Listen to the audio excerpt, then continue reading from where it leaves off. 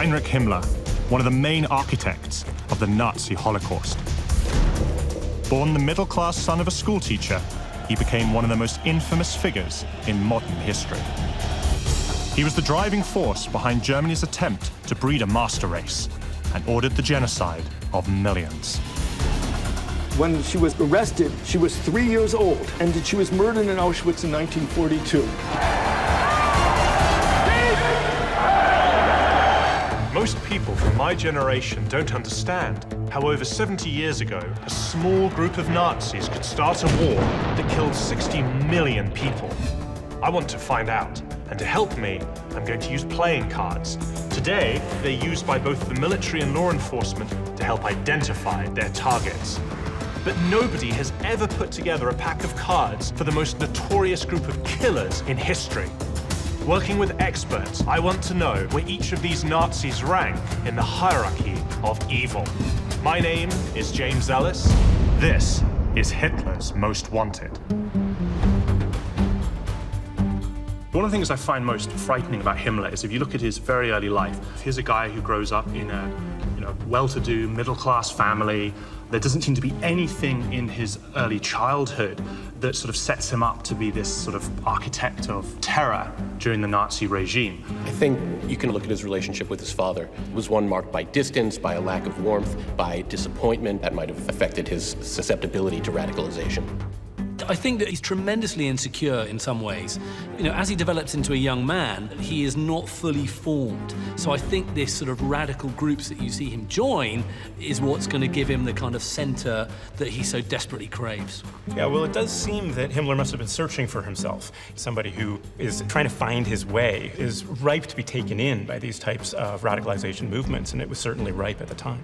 I still think there's a big leap between coming into an environment with radicalized politics and then ending up as one of the key players in the Nazi system of terror, repression, and mass murder. So, exactly how did he make that leap? The answer lies in the original seat of Nazi power in Germany, Munich. And that's where I've come to. What I'm trying to understand is how Heinrich Himmler, how he became so radicalized. Well, it all happened in Munich. I've met up with freelance journalist Michael Tramer, who covers the activities of the far right in Germany today and knows its history well. It was here in Munich that the young Heinrich Himmler began his descent into darkness. Himmler was only 19 and the son of a schoolteacher. He had been too young to fight in the First World War, but found himself in the heat of the action in the aftermath of the German defeat. Wow, cool-looking building. Michael takes me to a place that was vital to the political development of a young Himmler. A beer hall. Beer halls were very popular, crowded places, loud, predominantly men enjoying beer, enjoying the night, and also listening to political talks and slowly radicalizing themselves. So this was really a place that people met to hear about politics, to discuss politics, but also they'd come into contact with major far-right leaders such as Hitler. Most definitely. In 1921, Hitler was leading the fledgling Nazi Party. Across Munich's beer halls, he railed against the Jews and the communists, and found an audience among students and the unemployed. Among them was Heinrich Himmler. In a time of crisis after World War I, it became quite common to blame Jews for all the hardship that had befallen Germany. And anti-Semites blamed Jews as being loyal only to each other and to their international interests. So the idea spread that Jews in high finance had betrayed Germany for their own ends. We often find that individuals who feel disenfranchised from society are often searching for themselves, searching for meaning, and having a difficult time doing so. They find a scapegoat group to be able to blame for their problems. It's easier than to search inwards. So how did Heinrich Himmler get involved with the Nazi movement? He was a really talented dancer, actually, and participated in group dances, and those were also held in beer halls. He became a Nazi through dancing. That's how he made contact with fascists. A dancing Himmler is a strange image to conjure, especially when you consider that many of the men around him were veterans of World War I. Militarism was a big part of German culture at that time, I believe. You're right. Militarism was really important. It pretty much painted a picture of the ideal man back then. Himmler had a fascination for military from very early on. A defining moment in Himmler's youth was the fact that he was too young to enlist in World War I. His brother served, and Himmler resented that he didn't have the opportunity to prove his worth and serve as well. Eager to rub shoulders with real war heroes, Himmler signs up for the Nazi Party in 1923. Just a few months later, he takes part in Hitler's attempt to overthrow Bavaria's democratic government in what became known as the Beer Hall Putsch. Himmler is nothing if not ruthlessly ambitious, and he knows that if he's going to rise within the Nazi Party, he needs to, attach himself to the coattails of one man. That's Adolf Hitler. And where was Himmler at the time of the coup? He was actually right here in the Nuremberg keller. Right here? Well, maybe not on this exact spot, But but in this hall. actual beer hall? Yes. Wow. It was in this beer hall, nearly 100 years ago, that Himmler joins the front line of a dangerous new political movement.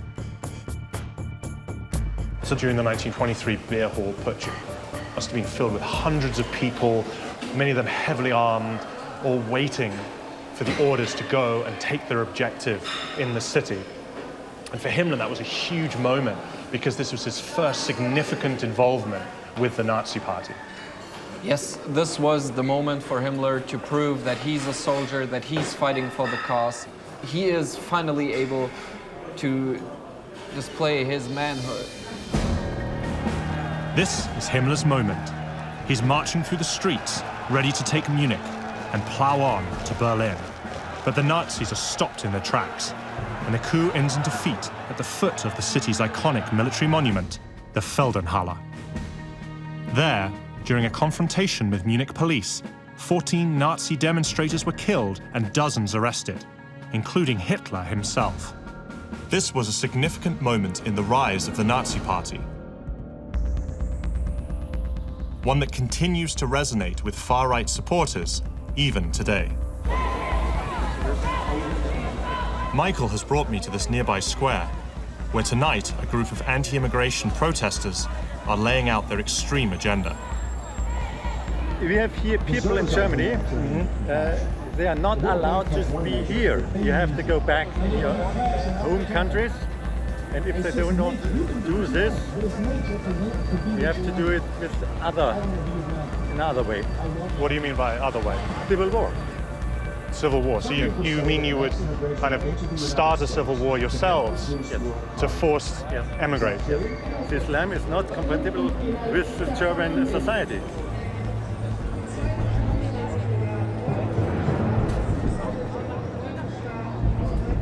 For us to be in the 21st century and these people to say that now it's looking at a time of violence, that to me is extremely disturbing and very frightening. And if we don't remember our history, we don't remember the lessons of the past, it could be a catastrophic moment for us. The parallels between what I've just heard and what happened here over 70 years ago are unmistakable. What was so frightening is he was talking about violence and a coming civil war in Europe. He has made really clear in statements saying over the microphone, I just in general don't like Muslims. I can't help myself, but I don't like them. This hatred on a certain group for sure fueled the rise of the Nazis back then. Nowadays, they're aiming for a different target, but nevertheless, they are having radical thoughts on a certain group of people. They're openly racist. So how do you feel about all this? I find it really disturbing and frightening that a movement like this finds followers and gathers in the downtown of a city like Munich. Yet this is just as it was in the time of Himmler, when his fascist leanings compelled him to join Hitler's attempted coup. The next day, Michael and I head to the Feldenhalle, where that attempt fell apart. So this is the location where the beer hall putsch was crushed.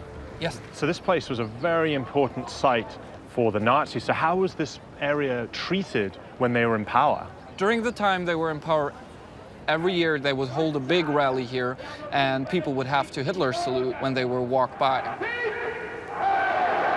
So this was essentially transformed into a shrine. Yes, this was transformed into a shrine, a really important place for the Nazis back then, and it is up to nowadays. So what do you mean it's still a shrine? Well, during a far-right rally down the road, a group of 10 split off the rally, walked over this place, marched up the steps, stood there, chanted "Hasta la vista, antifascista," and did an almost Hitler salute. Today, the infamous salute is a criminal offense in Germany and many other European countries. It's shocking to learn that a similar gesture is still being used in a public place. So you're telling me that 2 years ago, a bunch of guys went up the steps here and almost did a Hitler salute. Well, yeah, I can show you the video. I filmed that on that day. You took a video of it? Yeah. Okay, yeah, let's see that.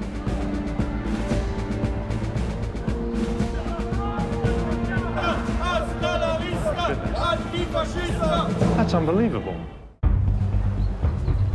You can see the video here. The group was standing up there in front of the statue, chanting, and here you see the guy doing the Hitler salute. Yeah, I see him there. On my quest to figure out where Heinrich Himmler fits into Hitler's inner circle, I've been sidetracked by the fact that neo-Nazis are still gathering in Munich 70 years after the war ended. Yes, my goodness. It's an unsettling reminder of how young people can be seduced by far-right ideology, just like Himmler was back in 1923. That must have been bone-chilling to experience that. Yeah, it was a pretty devastating moment. Munich police was criticized for not stopping the people to go up there, because usually, or it is in general illegal to demonstrate up on that plane. I imagine if you were traveling to Munich and you didn't know its history, you would never make that connection, because this is a 19th century looking building. It doesn't scream out to me as being something that would be used as a far-right or former Nazi shrine. No, you're right. Most people here probably don't know that much about the historic meaning. After the Nazis' attempted coup was stopped here at the Feldenhalle, Adolf Hitler was sent to prison. But Himmler emerged unscathed and hungry for more. When it came time to charge people for involvement in this attempted coup, they found that there wasn't enough evidence against Himmler to actually charge him. This became an opportunity for Himmler, because as some of the Nazi elite were in prison, Himmler was able to take on an organizing role and a role of spreading and disseminating information. In 1927, Himmler becomes party leader in Lower Bavaria. Soon after, he is appointed as head of the Nazis' elite bodyguard unit, known as the SS. He quickly expands the force to gain more power within the party. He gives speeches about Jewish conspiracies and helps to popularize the idea of Aryan supremacy, a master race dominated by blonde, blue-eyed Germans. So in this context of this racial theorizing, people start thinking of Jews not so much as a different religious group, but as a different people, as fundamentally alien and other. For the next leg of my journey, I'm heading to the town of Steinhöring, east of Munich, to meet a woman who understands better than anyone how Himmler's beliefs about racial purity were taken to the extreme. Wow, this must be the original gate to this place. Look at that, the SS emblem. Really creepy. This is the site of a terrifying secret program created by Himmler himself, known as Lebensborn. I'm James. Very nice to meet you. Gisela Heidenreich was a product of this program. What happened to her was so traumatizing that she is now a family therapist. This was the first Lebensborn home. The institution was founded by Himmler in 1935, and then he built the first and the biggest home here. It's a legacy she has been forced to live with her entire life. The Lebensborn program was actually Nazism and racial theory put into practice. It was essentially a breeding program for members of the SS to impregnate someone who was statuesque, blonde, looked very much the kind of wholesome woman that Nazis so liked. The idea was to breed as many perfect Aryan specimens as you could. Why? Because it was felt that that type of human being was better than a human being from another racial group. It was as simple as that. It was pure racism. Heinrich Himmler took a special interest in the program. He ensured the mothers were screened for their racial suitability. It's even believed he considered himself the godfather of any child born on his birthday. And he ordered all SS officers to procreate for the nation, with a minimum of 4 children each. And if you didn't have 4 children? He could have illegitimate children out of the marriage. Right. Because he said, we can't spoil this precious German blood. So the Nazis were selecting people to come here based on racial characteristics. Yeah, exactly. But definitely it was the other side of Holocaust. And there's a dark reality to Gisela's intimate knowledge of these events. My mother was a tall blonde woman and my father was a tall blonde SS officer.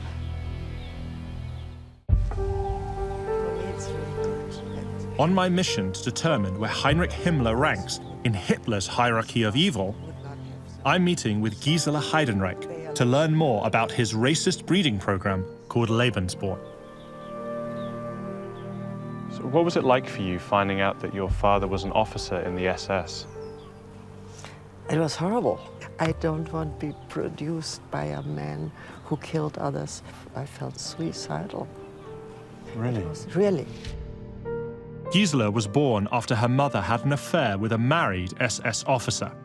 Himmler encouraged all his officers to do this, to produce as many Aryan offspring as possible. He set up Lebensborn homes to house SS babies all across Nazi-held Europe. Some 8,000 illegitimate children were born in Germany and another 12,000 in Norway. But after the war, those children had to grow up with the stigma of their birth. The teacher in front of the whole class asked me, there's something wrong in your file. There is no name of your father. What's the name of your father? I said, I don't know. And the whole class was roaring of laughter. So this was the first time I realized that something was really wrong with me.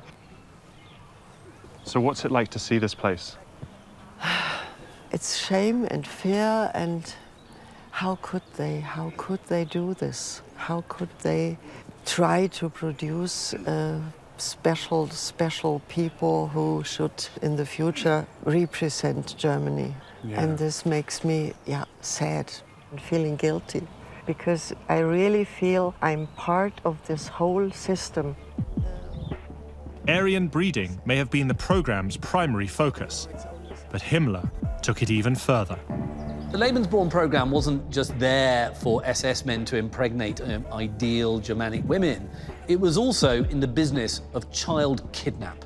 So when the Nazis took over various territories, you would have SS employees who would look around these villages and towns in places like Poland and the Ukraine and look, oh, there's a blonde child, a proper Aryan. So we'll just take him from his parents, take him back to Germany, give him a German name, make him fostered by a nice German family, and that's another Aryan to add to the mix. It was an absolutely evil thing to do. There were more than 200 children here. More than 200 children here? Yeah, they put all the children in here who they collected from the other homes. Lebensborn is one of the whole horrible mixture of the criminality of Third Reich. And there was nothing good about it. One of the hardest things to understand about Nazis is their sense of right and wrong. Many of them truly appeared, at least, to believe that their atrocious behaviors were, in fact, right, were justified. The idea of this place is so absurd. Himmler created the Lebensborn program in an attempt to create this mythical Aryan master race. Yet Himmler himself looked nothing like the tall, blonde-haired, blue-eyed ideal he and the Nazis were obsessed with. Gisela has really opened my eyes to the vile way Himmler's racist agenda destroyed so many families. But his Aryan ideology didn't end with racial purification. When Hitler and the Nazis came to power in 1933, Himmler's SS was already a force to be reckoned with. Soon after, Himmler took control of Germany's internal security and policing. Under his leadership, the SS began to crack down on all dissenting voices, including communists, Jews, church leaders, anyone who spoke out against the party. This was all part of a master plan to fundamentally change the social fabric of German society. I'm headed to the forests of Westphalia, 440 kilometers west of Berlin, to learn about Himmler's ultimate goal. And it all played out here at Wewelsburg Castle, the spiritual home of the SS. What Himmler wants to do with the SS is to build it up into this elite unit, to be the model of northern Nordic Aryan manhood. Tall, blonde, athletic, intelligent, and Himmler really wants a castle, a Camelot, if you like, for my knights. Who are his knights? Members of the SS. And when he sees Wewelsburg, it just ticks all the boxes. Himmler imagined Wewelsburg as a luxury retreat for SS leaders, where they would immerse themselves in Germanic legends and folklore. Today, the castle is a museum about the horrors the SS committed. Yeah, maybe we go to the uniform. Sure, let's do that. Marcus Moores is the curator. It's very striking. What was the significance of having a black uniform like this? The black uniform should show the SS as an elitist part of the Nazi movement. The SS uniform is one of the most iconic symbols of terror from World War II. It was designed to instill fear and make Himmler's officers feel superior. Himmler once boasted that the sight of an SS outfit was enough to make people fall ill. The purpose of the SS is to exert violence, and this is, of course, a symbol of this violence. I know it's just a uniform, but just seeing this thing up close and knowing what it represents, I just can't help but feel disgusted by it. Rather than destroy this history, Marcus is determined to keep it alive so others don't forget. Oh, wow. They often play host to school groups who come here to learn the truth about Nazism. I feel like I'm in a medieval hall. What is it? This is called the Obergruppenführersaal, the Supreme Leaders of the SS Hall. So specifically for the leadership of the SS? For the leadership, for the highest generals and officers of the SS, right. Yeah. I noticed there are 12 pillars. What do they represent? We don't know it exactly. What maybe was in their minds is something like the legend of King Arthur and the 12 knights. So this is like part of a twisted Arthurian legend, then? He saw himself as the leader of some kind of successor of a medieval knights order. The long-term goal of Wewelsburg was ultimately to become a kind of cathedral to Nazism. It was going to be a place where SS men would go to come and worship, if you like, the idea of the SS. And at the heart of every religion are its symbols. And what have we got here in the middle? This ornament here in the middle of the Supreme Leaders Hall is known as the Black Sun. The Black Sun? The Black Sun, yeah. What does this signify? We don't know. Do we have any idea? The people who should stay here, or who should stand here, maybe should feel like standing in the center of the world? In the center of the world, in a symbolic way. So is this symbol used by members of the far right or neo-Nazis today?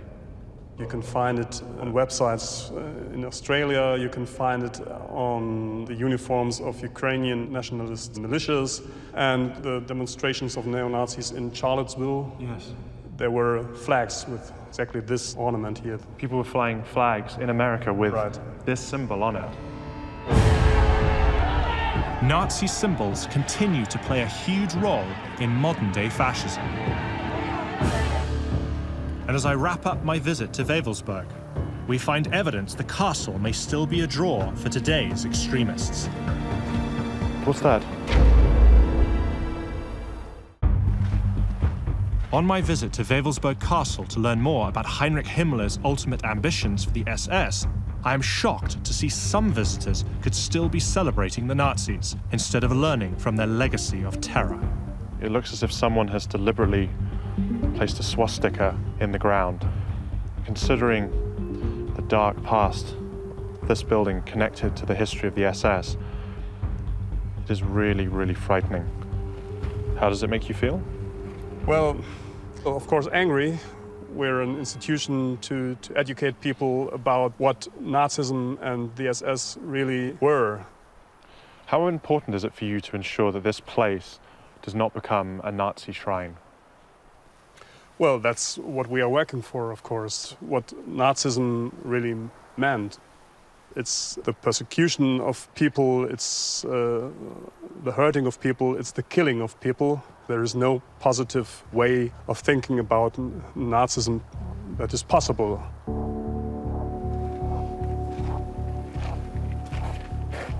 Himmler's use of Wewelsburg as a cathedral to Nazism may well be disturbing.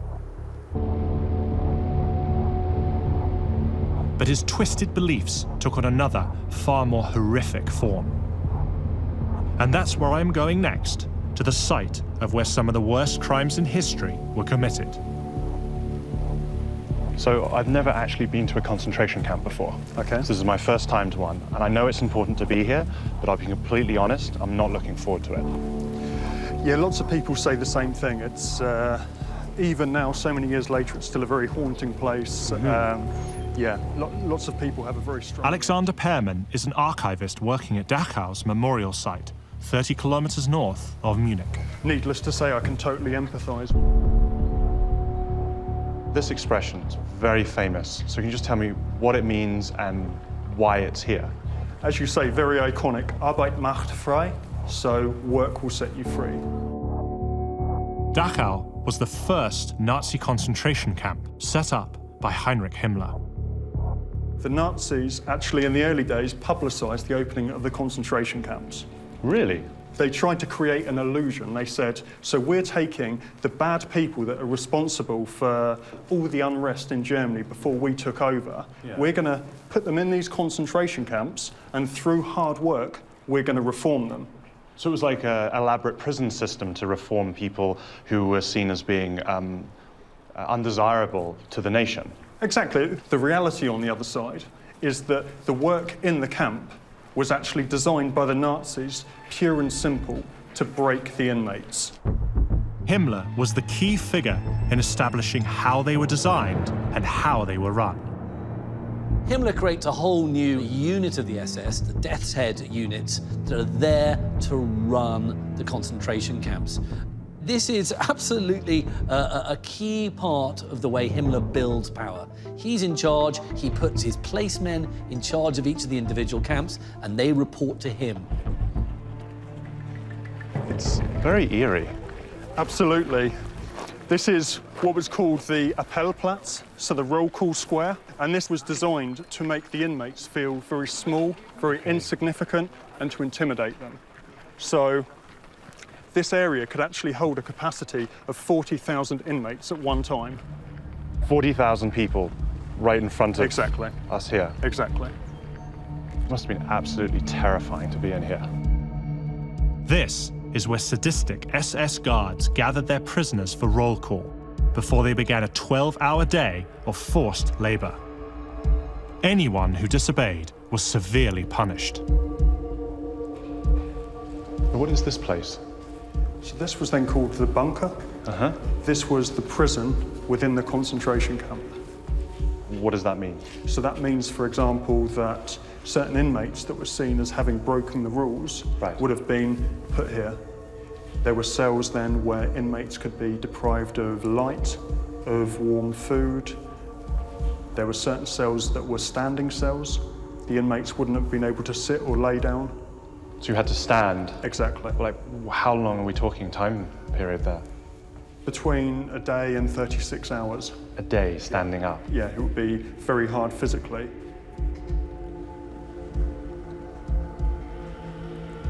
It's chilling to think that people were actually placed in these cells. They're treated like animals. After Germany invaded Poland in 1939, the flow of prisoners to Dachau steadily increased, and the camp was expanded. What is this place? This is a reconstruction of what the barracks would have looked like. How many people were living in this barracks? Later on in the camp, so the period 1944 to 45, each dorm would have 500 inmates. Disease was then rife. The inmates, their only worth was what they could offer the German war industry. So people were literally driven into the ground. So basically this place was overcrowded, people were starving, and the SS was working them to death. So many people were dying, the SS decided to build a crematorium facility. That way, the bodies could be disposed of on site. It's just so barbaric. Under Himmler's direction, Dachau became the prototype. Himmler genuinely regards the people in his concentration camps as being less than human, the Untermenschen, the subhumans. And once you start regarding these people as being essentially like animals, you're happy just to use them as tools. Himmler oversaw the entire camp system, but he had a special interest in Dachau. It's where he ordered prisoners to build a large herb garden called the Plantation. Why did Himmler have a plantation built next to this concentration camp? He had an interest in herbal remedies. One project they did as part of the human experiments that took place here, over 1,000 inmates were infected with malaria, and then various herbs and spices were used to try and treat malaria. So wait, they were deliberately infecting inmates here with malaria? Yeah. There was no moral conundrum involved at all. The fact that people were dying in the course of trying to find alternate remedies for keeping Germans alive, it was a price he was prepared to pay. A terrible price. Absolutely.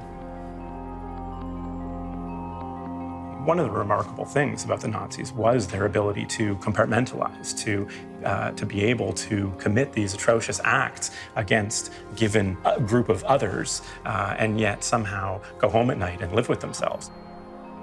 Everything we think of as the worst of Nazi atrocities can often be traced to Himmler's initiative. Himmler was responsible for the expansion of the concentration camp system, and he's the one who created the first camps that were designed specifically as centers of extermination. To give you an example of a death camp in Treblinka, it was open for about 11 months. In those 11 months, almost 1 million people died. 1 million people in 11 months. That's 100,000 a month. Death camps like Treblinka in Poland reached those figures through the use of specially designed gas chambers, in which people were murdered en masse. For many, concentration camps like Dachau became the last stop on their journey to those chambers. If there was one person who was responsible for all this, that's Heinrich Himmler.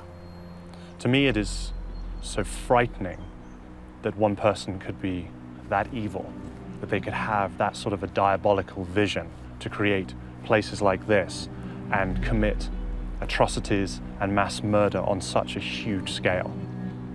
What's it like for you on an emotional level to deal with this content on a regular basis? As much of a cliche as it may sound, it's an honor to work here. It's an honor to be able to keep the history and the events alive so that we can then hopefully learn from this. It's important to understand an estimated 40,000 people were murdered here by the Nazis less than 75 years ago. How could someone create something as evil as this? This is why Himmler is considered to be the architect of the final solution. He was key to the systematic murder of not just Jews, but all those considered enemies of the state, most of whom were a threat to no one. Miriam Grunbaum, when she was arrested, she was 3 years old. 3. And she was murdered in Auschwitz in 1942.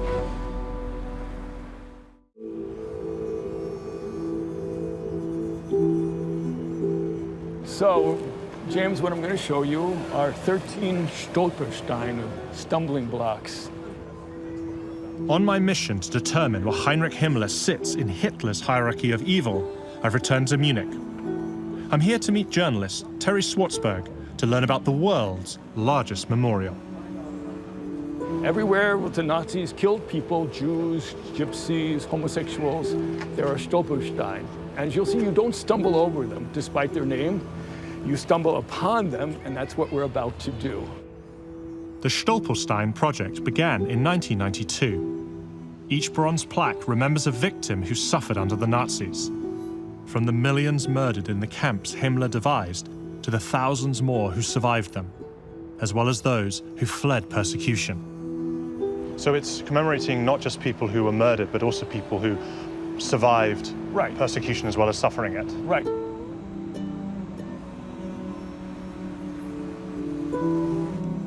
These Stolpersteine are for 3 Jewish families. This family, the Rosners here, as you can see, mother, father, 4 children. Look here, over here if you can. Miriam Grunbaum, when she was arrested, she was 3 years old. 3. 3 years old. And she was murdered in Auschwitz in 1942. I mean, I have children. How can you murder children? How can you murder a 3-year-old? I can't get my head around that. These people are completely innocent. Inspired by the Talmudic saying, a person is only forgotten when his or her name is forgotten, the stones evoke the memory of those the Nazis attempted to erase. Once a stone is complete, it's placed in the ground in front of the victim's home. Each one begins with "Here lived." Stolpersteine are not just a project of commemoration, but we're a family. A family comprised of the victims, comprised of their descendants, their families, comprised of the people who donate the stones, the people who research the stones, and the people who come and learn about the Holocaust by stumbling upon, not over them, but stumbling upon these Stolpersteine. Terry and other volunteers regularly polish the stones so they don't vanish from sight. So here's your water. Okay. Here's your polish. Here's your sponge. Sponges are coming, they're a bit wet. I'll just scrub it. Yeah, and scrub it up. And try to keep yourself clean in the process. Oh, it's coming along very nicely. Good. Here comes the miracle. Look how beautiful they get. Incredible. Oh, nice and shiny. They really are very beautiful. Yes. Made by hand, that's the whole idea. We Really? Definitely, the artist, he says, it's an art project and not a mass production product, so they really need to be made by hand, stamped by hand, put into the ground. The project has led to the creation of more than 70,000 Stolpersteine across 24 countries, but that's a drop in the ocean. The aim is to remember every single person persecuted by the Nazis, including survivors. We have to put about 18 million Stolpersteine in the ground. 18 million. Yeah, we've gotten 70,000. It's a job that's going to take us a while, so we'll be busy for generations. That's amazing. It must be very fulfilling for you to be able to do this as well, to keep the memory of these people alive. Yes. Well, I think each person should be remembered. Each person's fate twists your guts, twists your innards. It makes you realize that you, me, and everybody else, these people were just normal people living their lives, and one day somebody said, you're going to be killed, you're going to be persecuted, and they lost everything. I think for my children, and for all the children to come, the Stolpersteine are the best guarantee that we will never experience something like the Nazis again, because they remind us how easily it can happen, and that it did happen. And that's why they've never been more important than they are now. Given the evidence I've seen of today's Nazis in German streets, these stones seem like shining symbols in a darkening world. They're also a fitting conclusion to my journey into understanding Heinrich Himmler's role in the Holocaust. Now it's time for me to finally determine where this diabolical Nazi fits into Hitler's hierarchy of evil. What to me makes Himmler especially chilling is that he knows what he's doing is wrong. My visit to Germany has helped inform my understanding of the role Heinrich Himmler played in the Nazi regime. Now it's time for us to decide where he should sit in the hierarchy of evil. Using our unique system of playing cards, I want to determine where Himmler ranks in Hitler's most wanted. So when you look at Himmler's early life, one thing I was struck by was how stable his family is. But suddenly as a young man, he's seeking out radical political movements. I think he desperately wanted to fight, didn't he? He was just too young to fight in the First World War, and he always had a massive chip on his shoulder about that. And that desire to try to fit in and the inability to do so, particularly in the context of the society at the time, it makes him ripe for radicalization. I've seen firsthand how the radicalization of the 1920s mirrors the way it occurs today. For Himmler, his need to be superior runs deeper. He didn't just want to keep Germany for Germans. He wanted to create an Aryan race. Interestingly, it's a very personal example of the way that purity and ideas of degeneration and contamination loom so large in Nazi society and the Nazi state, from racial purity all the way down to the level of what an individual Nazi should be as a man, what kind of sexual purity he should practice. But Himmler was no ordinary SS officer. He might not have pulled any triggers, but he was responsible for murder on an industrial scale. The place that I went to that I think sort of had the biggest impact on me was Dachau, because I was really struck by the brutality of the system that he created and oversaw. We can't underestimate the role of anti-Semitism, the role of racial theory, and the role of the belief in racial supremacy in Himmler's politics and in his vision. You're absolutely right. Himmler was fundamentally responsible for it. I mean, I think the short answer is, without him, it wouldn't have happened to the extent that it did happen. Yes, concentration camps as a concept had been invented even before the Nazi period, but it takes this man to absolutely sort of perfect it to its terrible conclusion. Anthony, what do you think? Himmler is the figure who sets things in motion, who creates camps, and who pushes for the final solution. So by the end of the Second World War, Himmler is overseeing the Nazi terror and mass murder apparatus. He's an immensely powerful man. How comfortable was he with all that power? I think he was like a swan. On the surface, yes, it all looks very comfortable, but below, he's paddling furiously because he knows what he is doing is wrong on a very, very deep level. Yeah, and yet at the same time, he seems to have this innate capacity to compartmentalize, to recognize right from wrong. And so it's really amazing that he's able to continue doing what he's doing, to continue on with the ideological adherence. And I think that's what makes Himmler evil. He knows what he's doing is wrong, and that's what makes him more chilling. The establishment of the camp system, in which so many died, makes him a critical member of Hitler's inner circle. But despite the terrible toll he inflicted, his time as leader of the SS ended abruptly in May 1945. As the Allies marched through Germany, Himmler attempted to go into hiding, but is caught at a checkpoint. Trapped in custody, he swallows a hidden cyanide capsule and dies. So what I'd like to do now is come to some conclusion as to where Himmler ranks in the Nazi hierarchy of evil. So Anthony, your thoughts? What makes Nazi evil unique is genocide, terror, and wars of extermination. Himmler is responsible for all three. He's number 2. Guy? I totally agree with you. He has to be number 2. None of this could have happened without him. Matt? Yeah, I don't think the psychology speaks to him in this case, but the history, I agree, number 2. So based on my experience of his story in Germany and the conversation we've had, I have to agree with you guys. For me, he's number 2, therefore, he is the Ace of Hearts. Second only to Hitler, Heinrich Himmler was the criminal mastermind behind the Nazi genocide. For the unspeakable horrors he unleashed across Europe, Himmler trumps all his rivals in Hitler's most wanted.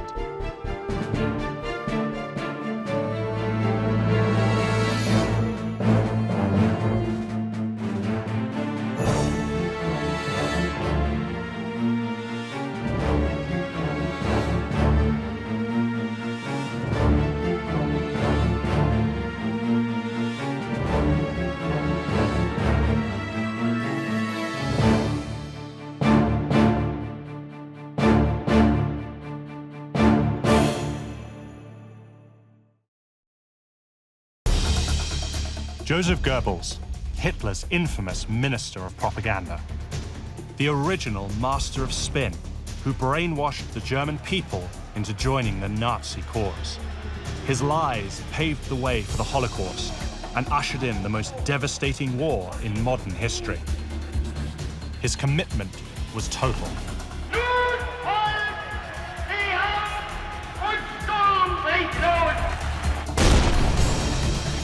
To murder your 6 children, it requires devotion that becomes evil in itself.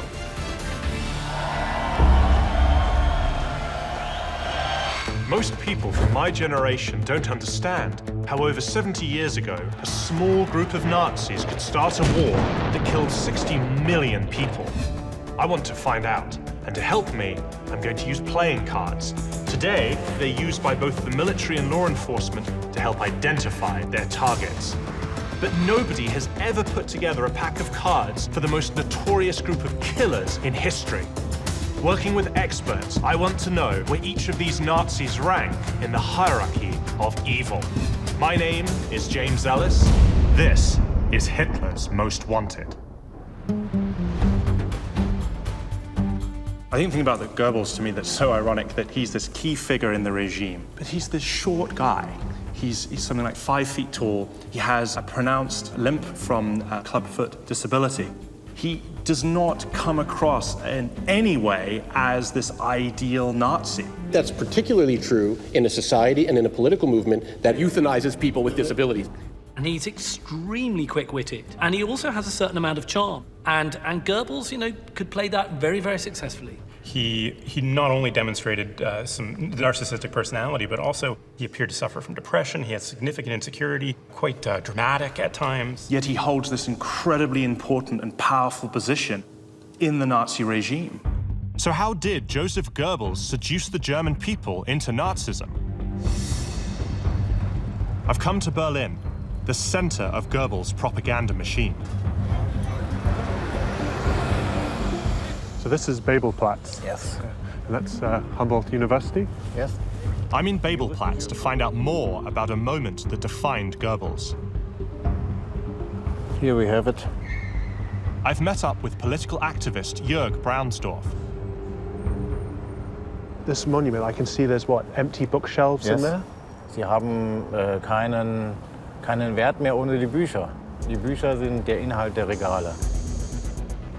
On the night of May 10th, 1933, less than 3 months after Hitler took power, Nazi supporters torched a mountain of books by Jewish authors right here in this square.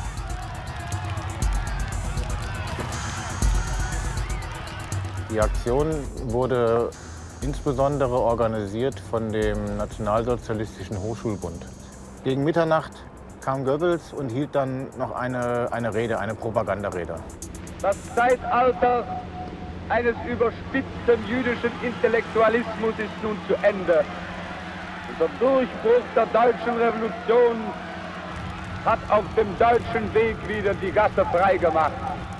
LKWs mit ca. 25.000 Büchern wurden hier zu dem, damals hieß er noch Opernplatz. So they burnt 25,000 volumes of books right here? Circa, yes. And I understand there was something like 40,000 people gathered in this square. Diese mitternächtige Stunde, den Ungeist der Vergangenheit, den Flammen anzuvertrauen. Das ist eine starke, große und symbolische Handlung.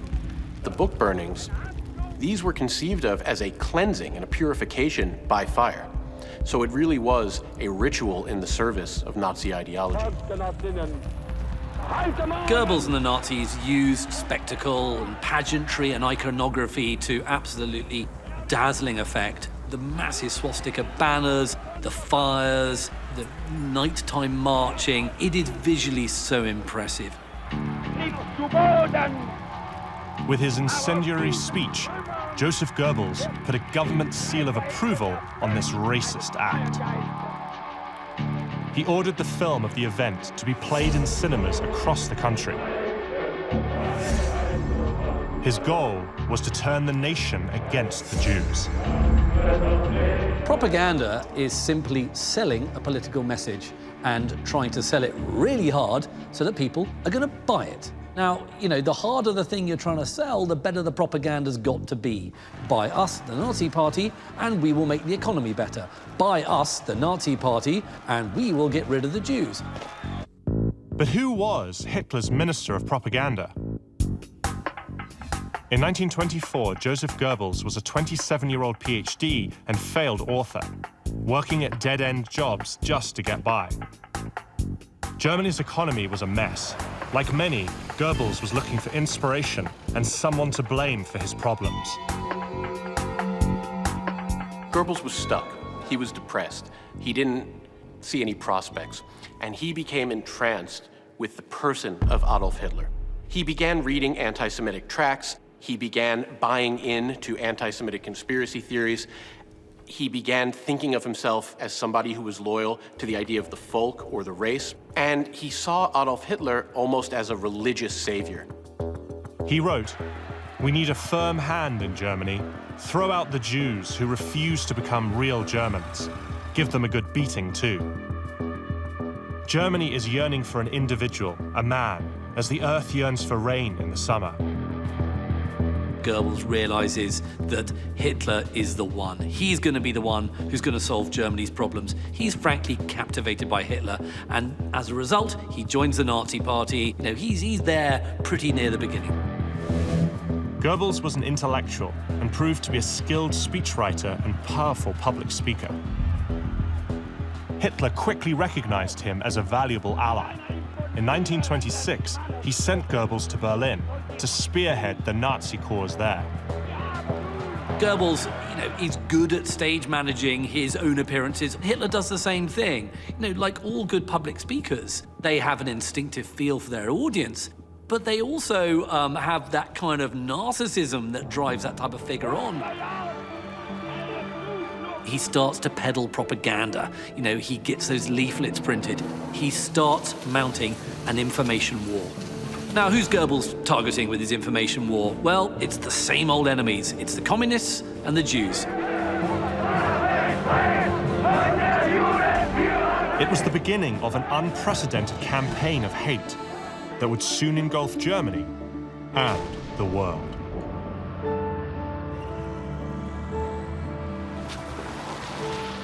It's history that Jörg Braunsdorf, who owns Berlin's Tucholsky bookstore, fears we may soon be doomed to repeat. Internet propaganda, fueled by far-right groups, is sharply on the rise in Germany. These groups exploit the recent influx of migrants and asylum seekers in order to spread fear and misinformation. So this is a meeting with people from the local community, and they're here to discuss a forthcoming counter-protest against what they're describing as a neo-Nazi demonstration. Es ist eine Auftaktveranstaltung und Informationsveranstaltung aufgrund eines angekündigten bundesweiten Aufmarsches von Neonazis am 3. Oktober. Und diese Decken sind das Symbol von ihnen geworden. Und the upcoming far-right march and others like it has Jörg and his group fearing that Germany is on a dangerous path towards fascism once again. Plakaten für den 3. Oktober. They've invited me to observe their countermarch in a few days' time.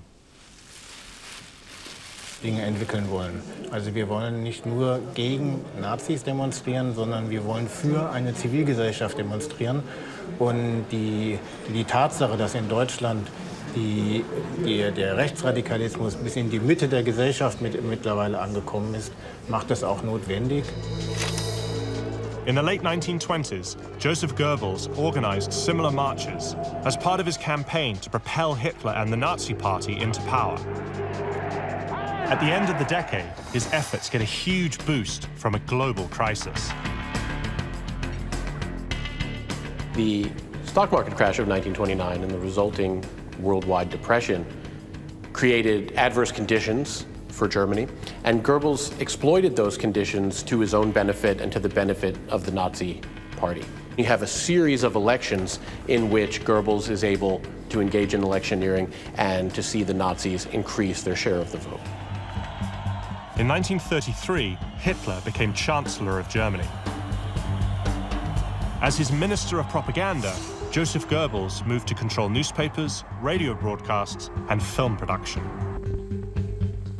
Heute Morgen um 10 Uhr hat der Boykott begonnen. Wird bis die Mitternachtsstunde fortgesetzt. Goebbels now commanded a national stage, and cultivating anti-Semitism became official government policy. In the spring of that year, Goebbels took to the podium in front of a massive Berlin crowd. Vollzieht sich mit einer schlagartigen Wucht, aber auch mit einer imponierenden Manneszucht. Goebbels was committed to removing Jews from the social, cultural, political, and economic life of Germany. And he was committed to spreading propaganda in order to make this happen. The speech sparked a surge in vandalism to intimidate Jewish business owners and discourage customers. For Goebbels and the Nazis, graffiti was a cheap and easy method of propaganda to spread hate.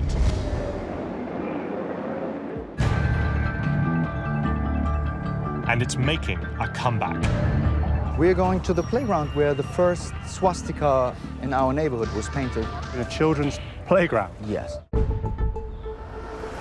On my journey to find out where Joseph Goebbels ranks in Hitler's hierarchy of evil, I've met up with artist Ibo Amari. But graffiti, as you can see in Berlin, is all around us. Yes. Nazi graffiti is on the rise in Germany, just as it was in the early years of Goebbels' rise to power. So where are you taking me now? We're going to the playground where the first swastika in our neighborhood was painted. And as you can see, it's a quite busy playground, a lot of kids, a lot of families. Same here, you can see graffiti everywhere. Yeah, everywhere. Ibo is on a mission to find Berlin's Nazi graffiti and paint over it. The project started right here in this predominantly immigrant neighborhood. It was there, actually. You can see the black border, parts of the black outline here. Here. So it was quite big, as you can see. Yeah. So when did this happen? When was the swastika placed here? This was 2 years ago. 2 years ago? Yes. And had you seen anything like that before in this area? No. Like the last swastika, I personally, it's over 25 years. 25 years? Yes. I just can't believe the size of it. You said it's like 1.5 meters by a meter, and it's in a children's playground. Yes. Like children, and wait, there's kids Yes. playing here right now, Yes. and there are apartment. Yes. Please So look he over risked it. to get caught, and he took a lot of risk to spread his hateful message. According to Ibo, the swastika's sudden reappearance here was no coincidence. The top 2 leading books that week when this swastika was painted were from a guy called Sarrazin. He tries to connect genetics with your intelligence. Yep. And a racist. And the second place was the corrected version of Mein Kampf, the book from Adolf Hitler. And that's across Germany? Or? Across Germany, yes. So the most popular book was essentially a racist book, Yes. and the second most popular from Adolf is Hitler. Mein Kampf. Yes. It was the start of a disturbing trend. Since then, Ibo has painted over scores of swastikas and other Nazi symbols. If you see them and just think there's just one idiot, but out of one idiot, there's 2 and 4 and 8, and all of a sudden they have a party and get voted. It's an eerie reminder of what happened here in the 1930s. Goebbels' barrage of propaganda over multiple platforms spread the word of fascism across the country. Nazi ideology became inescapable. But there was one medium that obsessed him more than any other. Film.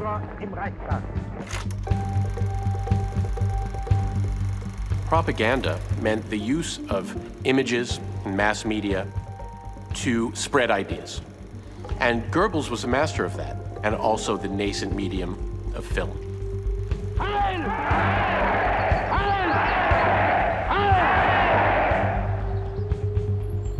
Goebbels made hundreds of propaganda films, sometimes personally overseeing their production. I want to find out more about the methods he used, so I've come to a Berlin cinema to screen one with someone who knows the tricks of the trade. Alexa? Hi. I'm James. Alexa Karolinski is a documentary filmmaker. I understand you have an interesting perspective on Nazi propaganda films. I grew up Jewish in Germany. All my grandparents were Holocaust survivors. So in order to understand my own identity and where I was growing up, I was always very interested in basically how this could have happened and how the Nazis were able to win over the hearts and minds of the German people. So what makes propaganda different to, say, art and documentary? Art is there to, as an expression of the artist or as a comment on society. And I think that propaganda is there to basically make you feel like you are part of something larger and that you get to partake in like a collective narcissism, for example, in the case of Nazis, or new flare-ups when it comes to nationalist white supremacy. We're watching a never-released propaganda film shot in Warsaw's Jewish ghetto. The film features callous Jewish policemen mistreating fellow Jews. Its intent was to portray them as a subhuman infestation of Poland. So we're seeing here, obviously, violence being meted out against people, but the people who are committing the violence are not Nazis because they've got the Star of David on their arms. This kid here. It's the same boy getting up twice in different shots. It's, yeah, the same kid. I mean, I wonder if this whole thing was staged. Everybody's wearing these gray and dark coats, and he has this like crisp, cream-colored or white trench coat, and he really pops in the crowd. That's some smart styling and art direction. This is just the kind of visual trickery Joseph Goebbels became a master of. Despite the twisted nature of how he employed these methods, some consider him to be ahead of his time. The whole idea that any violence that you see in this is being perpetrated not by Nazis, but by Jews.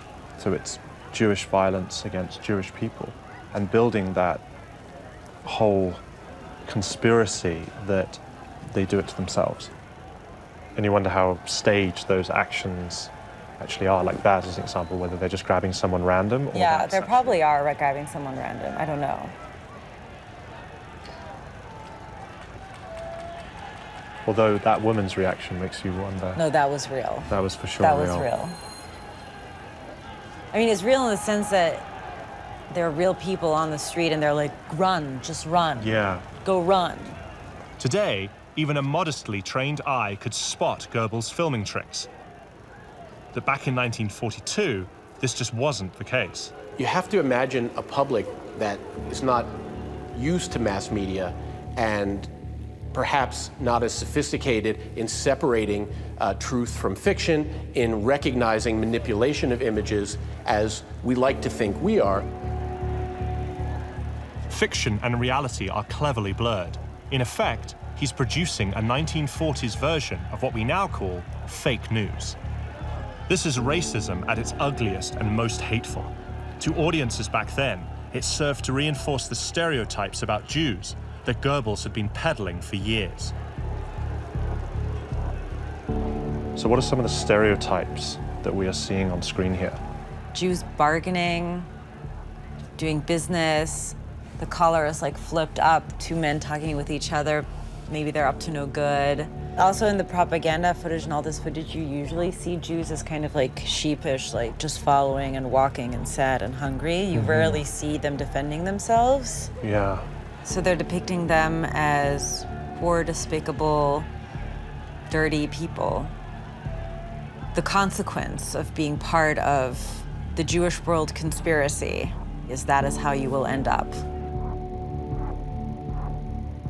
propaganda is absolutely vital for them in order to be able to sell what they want to do, in order to promote all the objectionable policies that they're going to carry out. Without the propaganda, you know, the Nazi grip on power would have surely been a lot weaker.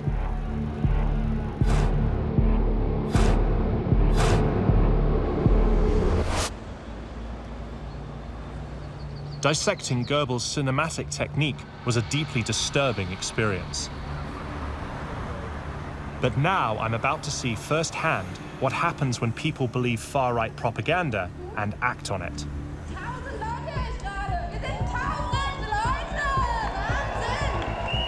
It's the day of Jörg Braunsdorf's counter-protest against a planned far-right march through Berlin. It comes on the anniversary of a huge turning point in Germany's history, October the 3rd, Reunification Day. What should be a celebration of German unity has instead become a standoff between two deeply opposed ideals.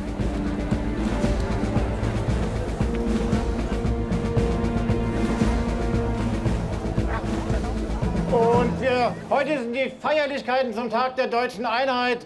Leider wollen einige Leute, die sich hier bewegen in Berlin, mit denen wir gar nicht zusammen feiern wollen. We're in a cordoned-off area. There are hundreds of people here. I'm being told there might be up to 1,000 far-right marches going through the city at some point, and they will be confronted by these people here.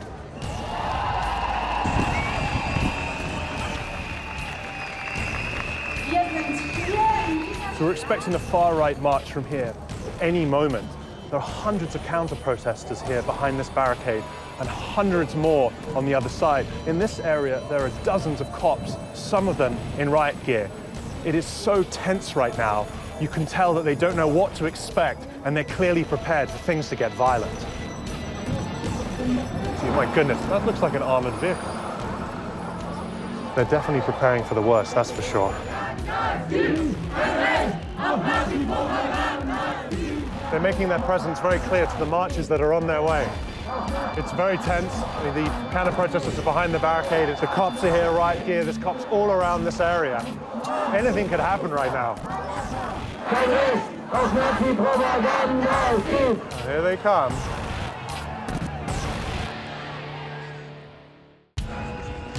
I'm in Berlin on a mission to find out where Nazi propaganda minister Joseph Goebbels ranks in Hitler's hierarchy of evil. Right now, a far-right march, fueled by the same kind of hate propaganda Goebbels produced during the Nazi era, is heading straight for me.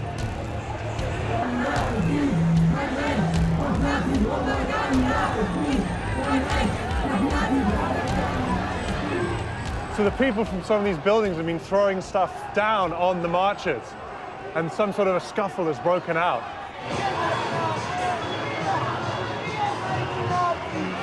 One marcher is led away with a head injury.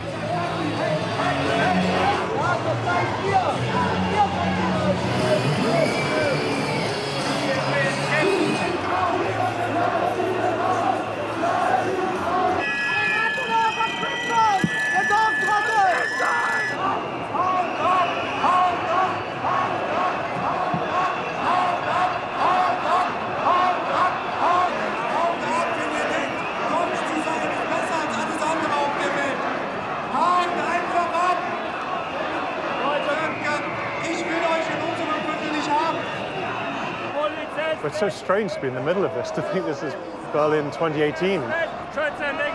Thankfully, there were no serious confrontations. The far-right marches pass, and I look for counter-protest organizer Jörg Braunsdorf to get his thoughts. Das Wunderbare war im Grunde genommen der Nachmittag. Es waren bestimmt dreimal bis viermal so viel, wie wir erwartet haben. So why is it so important that you protest marches like that? Aber wir wollen auch den parlamentarischen, den Parteien in den Parlamenten, wir wollen den Institutionen, den Organisationen, den Gewerkschaften, eigentlich jedem Menschen auch das Signal dafür geben, dass sie für ihre demokratische Struktur, für ihre Organisation auch selbst verantwortlich sind. The people who protested against the march have their way of fighting fascism, but others choose to do it differently.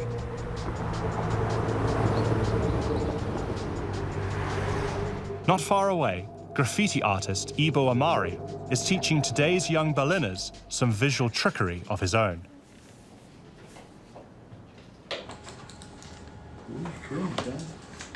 So this workshop is teaching these kids how to transform swastikas into artwork. So we've got one here that's being transformed into, looks like a king or a queen. Here was a stereo player, windows in a house. So what they're really doing is they're getting young people to understand what these symbols mean and take them and transform them into something completely different. It's a really, really important social project. Why is it so important to get kids doing it? They are the future, actually. Yeah. So if they are not taught to not tolerate stuff like this, who else? The old heads, it's more difficult to teach old people. Absolutely. So, and they have fun, are inspired, and it's the best combination. Yeah, young people getting creative and doing something good against racism. Yes. Ibo's classes wrap up with a little fieldwork.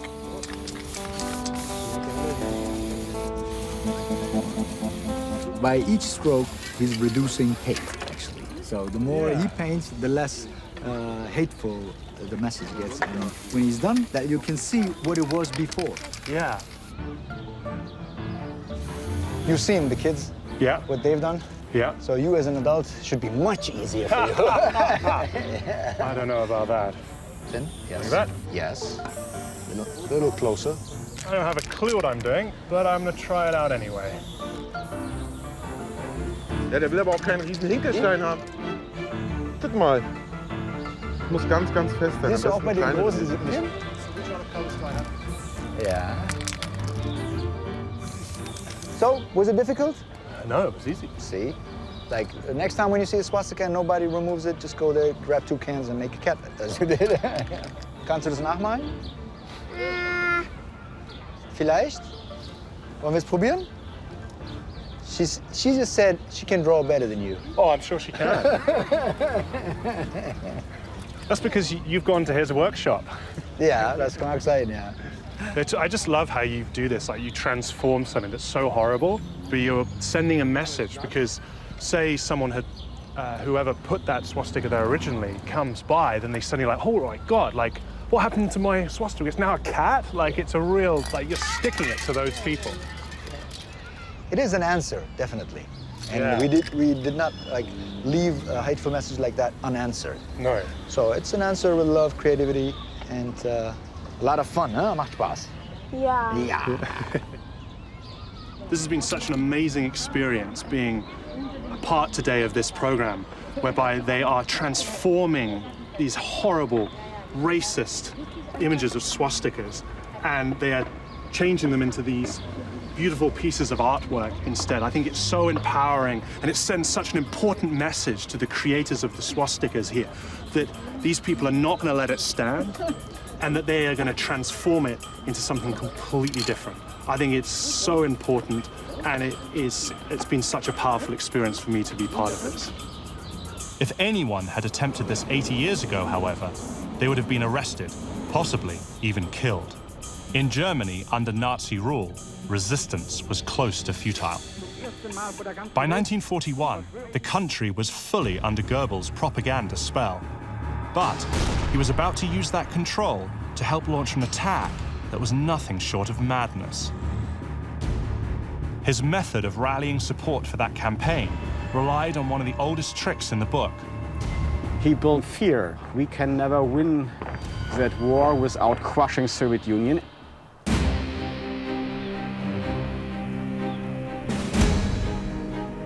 My mission to find out where Joseph Goebbels ranks in Hitler's hierarchy of evil brings me to a war memorial in Berlin's Treptower Park, built to honor Soviet soldiers who died in the Battle of Berlin. The Hollywood perception of the Second World War, I feel, is this focus on the American aspect, that America's role in defeating Nazi Germany, accompanied by its Western allies, Britain and Canada. But people forget the brunt of the fighting was carried out by the Soviet Union, and they lost millions of their citizens in the process. And they were the ones that finally conquered the Nazi capital, Berlin. Now that is one hell of a statue. It's huge. Made to be seen. Historian Sebastian Gerhardt is an expert on Germany's war against the Soviets. I can't get over the scale of this place. So what exactly is it?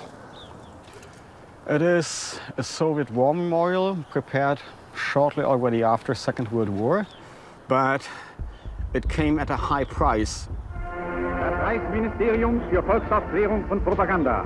Reichsminister Dr. Goebbels verließ die Proklamation des Führers. On June 22nd, 1941, Goebbels took to the airwaves to announce that Hitler had just launched an invasion of the vast Soviet Union. The hated communist enemy that Goebbels had been campaigning against since his first days in the Nazi Party. But the country was massive in both size and population, and this made him uneasy. The Nazi invasion of the Soviet Union in June 1941 represents a real challenge to Goebbels because he doesn't really agree with it. He has his doubts to drive all those tanks and aeroplanes, eastwards into Russia. But Goebbels is nothing if not loyal to Hitler and adaptable. And, he will use every propaganda tool in his basket to try and get the sell through to the German people.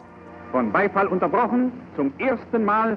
He made a strong case out of producing fear of Soviet-style communism, fear of such a big power in the east of Europe. We can never win that war without crushing Soviet Union, and we have to win that war, because otherwise Soviet Union would win, and that would result in a complete disaster for Germany, complete destruction of German people. Hitler launched a war of complete annihilation on the Soviets.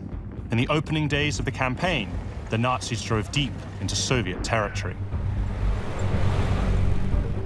Writing in his diary, Goebbels was ecstatic. The divine judgment of history is being passed onto the Soviet Union. I believe the war against Moscow will prove to be our greatest coup, psychologically and perhaps even militarily as well. But ultimately, Russia's sheer size and seemingly endless supply of troops were just too much for the Nazis. The Red Army stopped Hitler's advance in the bitterly cold winter of 1942 at the city of Stalingrad. German losses were staggering. What really fights Goebbels' propaganda, and there's nothing he can do about it, is the death of someone in your family. If you've lost a son, if you've lost a husband, if you've lost a father on the Russian front, no words from Goebbels, no propaganda message is going to counter that sense of loss. Goebbels realized the war was going badly and tried to rally the nation.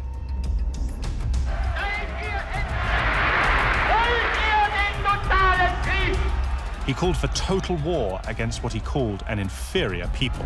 Nun Volk, steh auf und Sturm bricht los!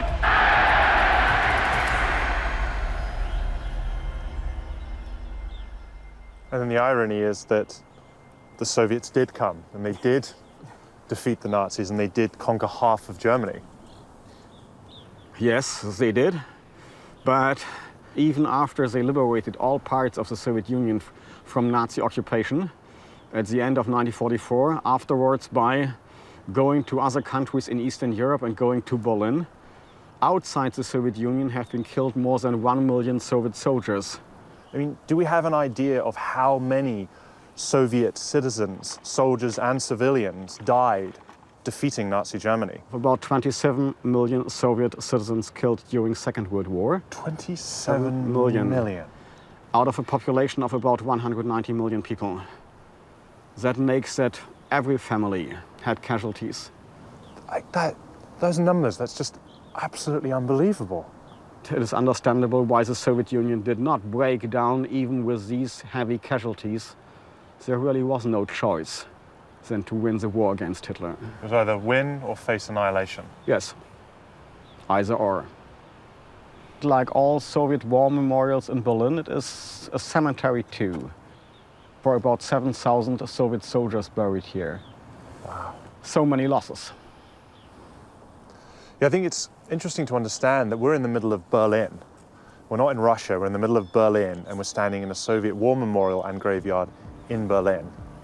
Yes. And that's because the Soviets conquered Berlin at the end of the war in Europe.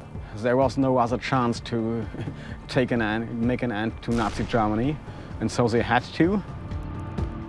In April 1945, the Red Army arrived at the gates of Berlin with payback on its mind. Well, the revenge aspect. Yes.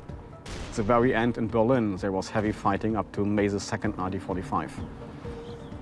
And in the Battle of Berlin, how many Soviet soldiers are estimated to have been killed? About 80,000, that is the official Soviet account.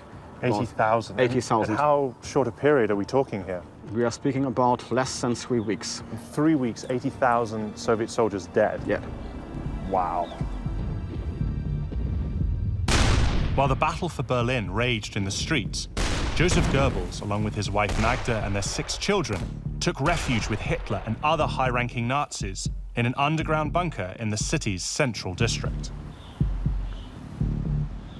It was there that Goebbels spent his final days, and where his story came to a horrifying conclusion. Verstanden zu leben und so werden wir auch verstehen zu sterben. So, das hat er gesagt als faktisch letzte Worte. In my mission to find where Joseph Goebbels ranks in Hitler's hierarchy of evil, I'm looking for the Berlin site of the underground Führer bunker where he died. It's not easy to find. I'm here to meet Berlin journalist Lothar Heinke, who's going to tell me about Goebbels' final hours as the Red Army closed in on this spot. Hi. Hello. I'm James. Hello, James. Guten Tag. Very nice to meet you. Okay. So I had quite a trouble finding this place because there's nothing left here of the bunker. So No, nothing. nothing. Nothing. The Soviet Red Army hat das gesprengt und dann war das beseitigt worden. How long has that plaque been there? Steht dort seit 2006. Und der Staat hat sich eigentlich nicht so richtig getraut, hier entweder den Bunker wieder zu öffnen und als Touristenattraktion. Das Dritte Reich hat ja die halbe Welt durcheinander gebracht und hat Millionen Tote, Teil des Systems. Nicht? Und hier war das Ende des Systems, des Nationalsozialismus. So how did it all end here for Goebbels? Es muss hier eine ziemlich bedrückte Stimmung in diesem Bunker gewesen sein. Es ging alles wild durcheinander. Hitler hat sich erschossen mit Eva Braun. On April 30th, 1945, Hitler committed suicide to avoid the humiliation of being captured. Only a day earlier, the Führer had named Joseph Goebbels to be his successor as Chancellor of Germany. Der Goebbels hat sich verabschiedet von seinen Leuten und hat, wie gesagt, dem Telefonisten die Hand gegeben, was er nie gemacht hatte vorher, und hat ihm tief in die Augen geblickt und gesagt, wir haben verstanden zu leben und so werden wir auch verstehen zu sterben. So, das hat er gesagt als faktisch letzte Worte. Und dann ist er in sein Zimmer gegangen und hat sich mit seiner Frau vergiftet. Joseph Goebbels and his wife were dead. German soldiers tried to burn the couple's bodies in the courtyard to keep the Soviets from using them as trophies. But the sight of Goebbels' charred remains were nothing compared to what was discovered deep inside the bunker itself.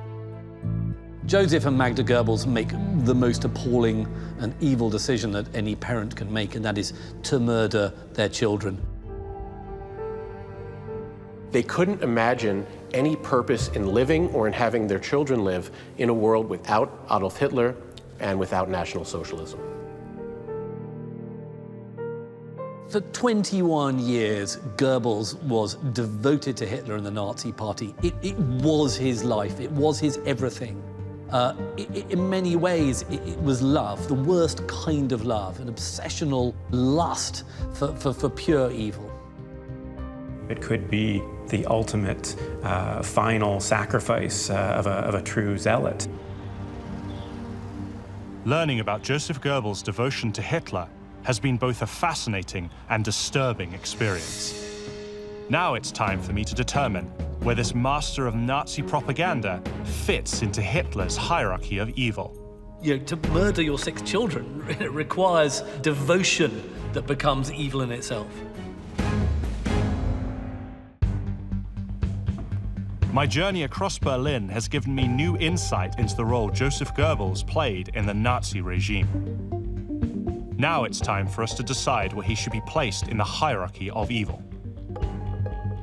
Using our unique system of playing cards, I want to determine where Goebbels ranks in Hitler's Most Wanted. Of all the places I visited connected to Goebbels' story, the one that really struck me the most was the site of the famous May 1933 book burning. And Goebbels was there acting as this sort of master of ceremonies. Eines überspitzten jüdischen Intellektualismus ist nun zu Ende.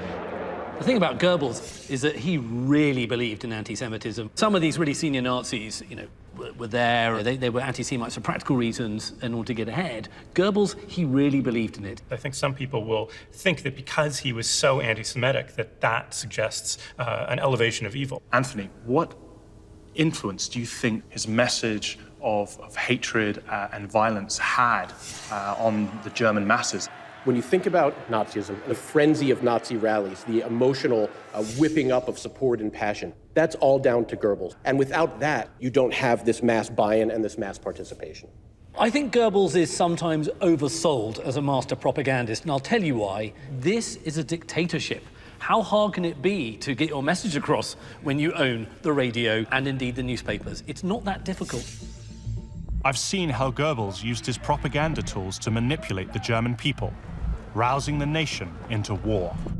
But Goebbels continued to blanket them with Nazi lies long after he knew that war was lost, and millions would continue to suffer and die. You get a sense, certainly with other Nazi figures who are very much aware that what they're doing is bad. There's always that doubt there. But with Goebbels, there never appears to be any doubt. It makes him very chilling. Yeah, pure devotion. He's doing it, that's wrong. He's doing it anyway. Goebbels really was devoted to the cause. But to prove his loyalty to Hitler and the Nazi regime, Goebbels not only kills himself, but kills all of his children. What does that say about him? I think that does prove exceptional evil. From the perspective of a father, you know, to murder your 6 children requires devotion that becomes evil in itself. I would see it as a genuine sense that there was no point having his children alive in a world without Nazism, without Hitler as a savior. It's hard to imagine a more severe version of fanaticism.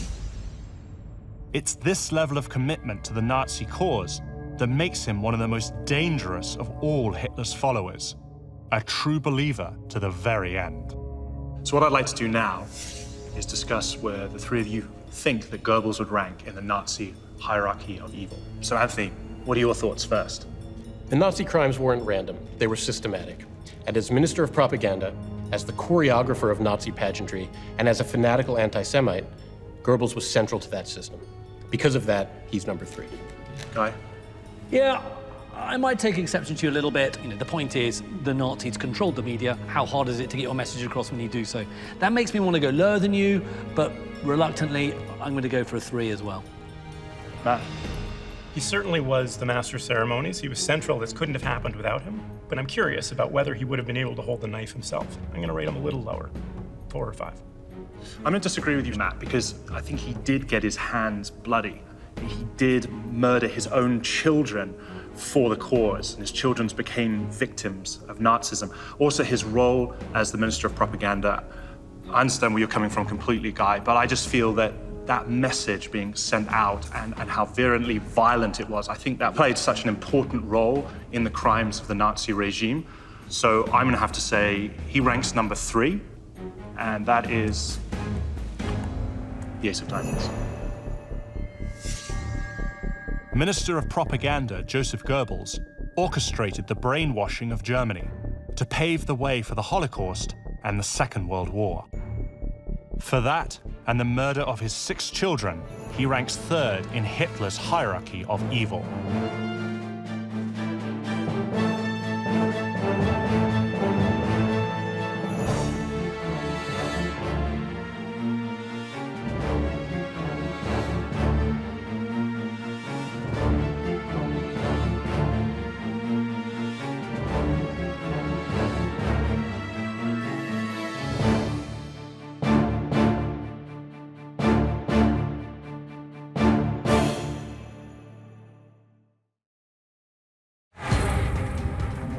Hermann Göring, Adolf Hitler's second in command. Born into a distinguished family, he was charming, flamboyant, and a ruthless manipulator. Göring became addicted to wealth and power and was willing to obtain it by any means necessary. He is a killer. He is a murderer, and he seems completely fine with that.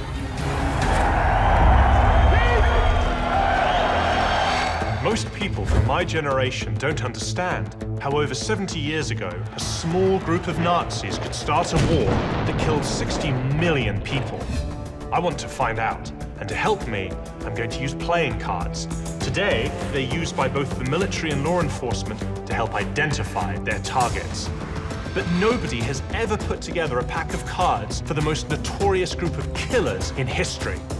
Working with experts, I want to know where each of these Nazis rank in the hierarchy of evil. My name is James Ellis. This is Hitler's Most Wanted. The thing that sets Göring apart from the other sort of leaders of the Nazi regime was the fact that he was a legitimate First World War fighter ace. He hadn't just served in the front lines, but he'd actually been extremely good at what he did. There's no doubt if the Third Reich had never happened, Göring would now be remembered as a bona fide German hero, and we wouldn't be talking about him in terms of evil. He was a decorated, dashing man of action, and that explains his success in World War I, his adulation, and it also explains his attraction to Nazism. I think there's sometimes a danger with Göring that we focus on this sort of larger-than-life character, but behind that lies this really nasty individual. But he's got grandiosity combined with a glib superficial charm, conning, manipulative nature, a certain level of cruelty underlying everything. Once you put all these characteristics together, that is getting much closer to what we would consider to be a definition of psychopathy, of the psychopath. So how did a revered fighter pilot of the First World War become a psychopathic war criminal in the Second? I've come to Germany to find out. So what is this aircraft? This is an Otto biplane. I'm meeting with Joshua Fink, a curator at the Flugwerft Schleißheim Air Museum just outside Munich. I want to find out more about Göring's life as a pilot. Göring started his Air Corps flying career in a reconnaissance plane, just like this one. How dangerous would it have been to fly one of these things then? Well, first of all, quite dangerous because the covering is only cloth, a special cloth made and painted with a special glue. The problem is that this glue is not very long water resistant. Okay, so it could fall apart, you mean, if it rained? Yeah.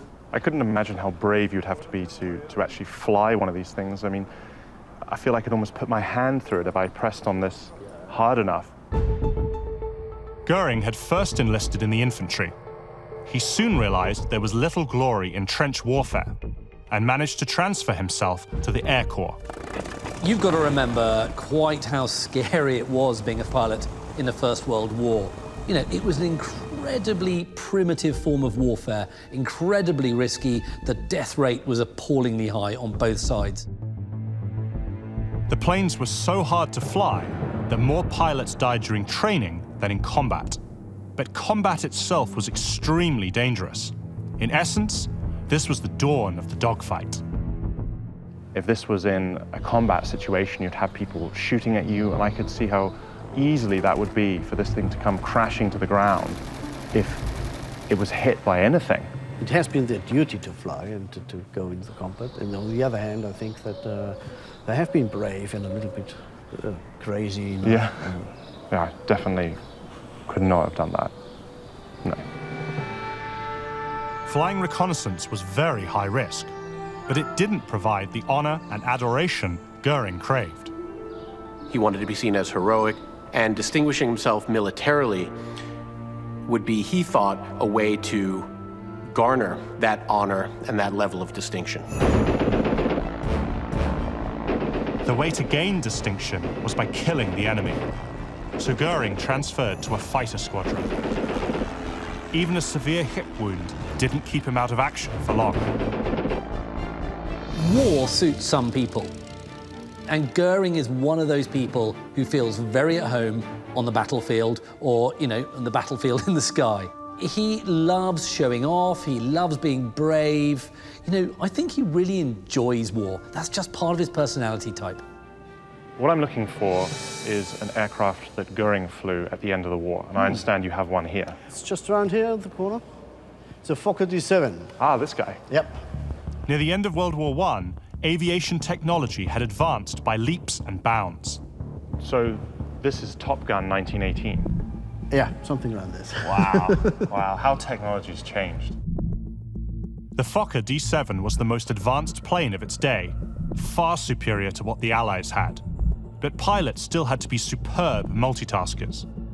You was moving, and you had to shoot at a moving target in the air, doing a lot of other stuff. Yeah. Because you're not only shooting in the air, you also have to handle your gas, your flaps, your wings, everything. You're being shot at by other people, and then you've got to get within meters of a target with this aircraft to then have a chance of shooting someone down. Yeah, that's it. This is crazy enough for everyone. It's crazy, but it's incredibly impressive. First World War pilots were known as Knights of the Sky, and for good reason. They were incredibly brave, and they also had this chivalric code that respected each other. But also, they valorized and glamorized themselves. The fact that Göring managed to shoot down 22 enemy aircraft with this type of aircraft and earlier technology, that really tells me that he must have been a legitimate war hero. If you want to call him hero or whatever, he has been an absolutely skilled pilot. Göring's skill and daring was officially recognized. He became one of Germany's most decorated military men. But the medal he's proudest of and always wears around his neck is pour le mérite, for merit. It's the highest German honor you can be awarded. And anybody who's got that medal is kind of like a celebrity, a rock star, film star of their day. You know, it shows utmost bravery.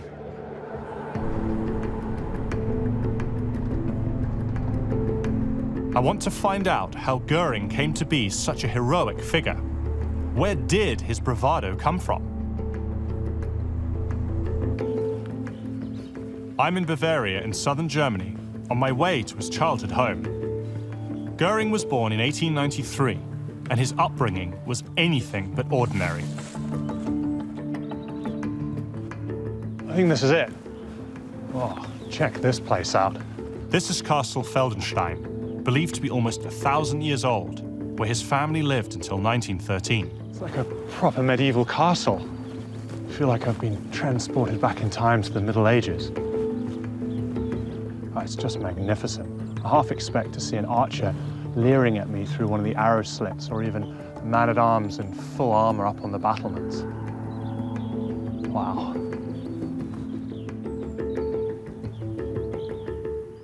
I'm meeting with historian Robert Giersch, who can tell me about Göring's time here. What would it have been like for Hermann Göring to grow up here? Ich denke, dass die Burg, dass die Wirkung der Burg als mittelalterliches Machtsymbol, dass ihn das fasziniert hat. Diese kühne Lage der Burg auf dem Felsen über dem Tal, das hat ihm sicher gut entsprochen. Here, Göring played at being a soldier in battle. His family didn't actually own the castle, but from an early age he believed he was someone special. Göring, unlike many other senior Nazis, actually came from a distinguished background. But it was a family with a distinguished background that was maybe temporarily embarrassed. And so they often lived on the largesse of Göring's godfather, Hermann Eppenstein. Eppenstein also carried on an affair with Göring's mother. It's likely his mother's infidelity and his father's acceptance of it influenced the rest of Göring's life. We use our parents as models, and so that unusual familial situation could have struck him in an exceptional way. Göring had a tendency not to follow the rules very much. What was it about this castle that Göring liked so much? Gelände, vielleicht hat sich als kleiner Burgherr gefühlt, war dann auch etwas Besonderes unter seinen Schulkollegen, mit seinen Mitschülern, die da unten im Tal wohnen. Das hat ihm wahrscheinlich auch einen besonderen Status verliehen. Göring's time at Castle Feldenstein shaped his idea of what a suitable style of living was or should be for a man of his station. I think it's absolutely fascinating that one of the most powerful Nazis grew up in a beautiful medieval castle. I mean, this thing is stunning, it's grand, it's situated in some of the most beautiful Bavarian countryside. I think being here and just seeing this thing, really, to me, it speaks volumes about Göring the man.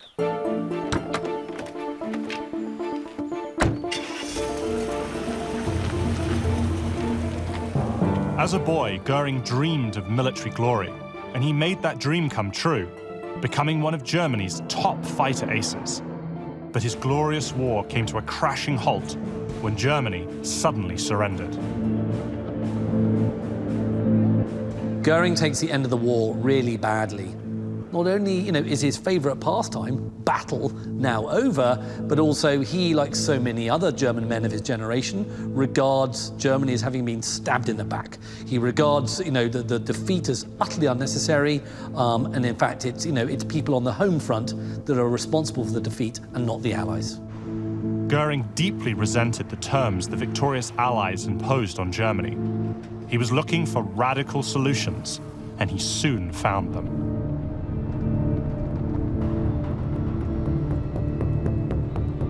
I'm off to the heart of Munich. It's where Göring met Hitler and began his meteoric rise to the top of the Nazi regime. The relationship between these two supremely powerful men was one of the most destructive the world has ever known.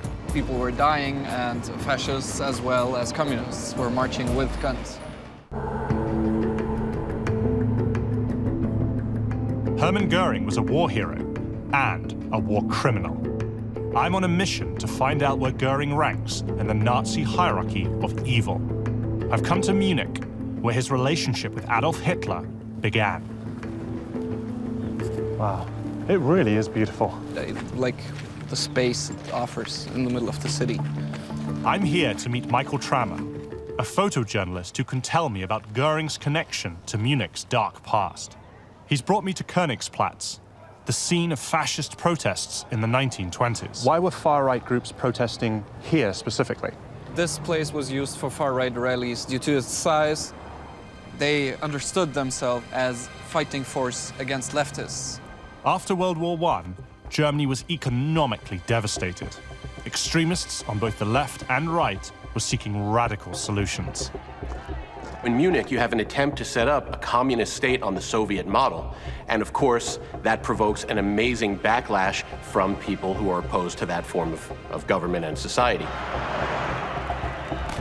It's another level of violence. You actually have guns being fired, people being killed for their political beliefs. For sure, I mean, those were armed fights. People were dying, and fascists as well as communists were marching with guns. It's here that Göring saw Hitler speak. It must have just been this incredibly powerful moment for someone like Göring that was interested in that type of politics. As far as we know, he just encountered Hitler in the crowd, and it must have been a stunning moment for him. So this is where it all began for Göring and Hitler. This place was the scene of a turning point in history. Göring later said of Hitler, God gave the savior to the German people.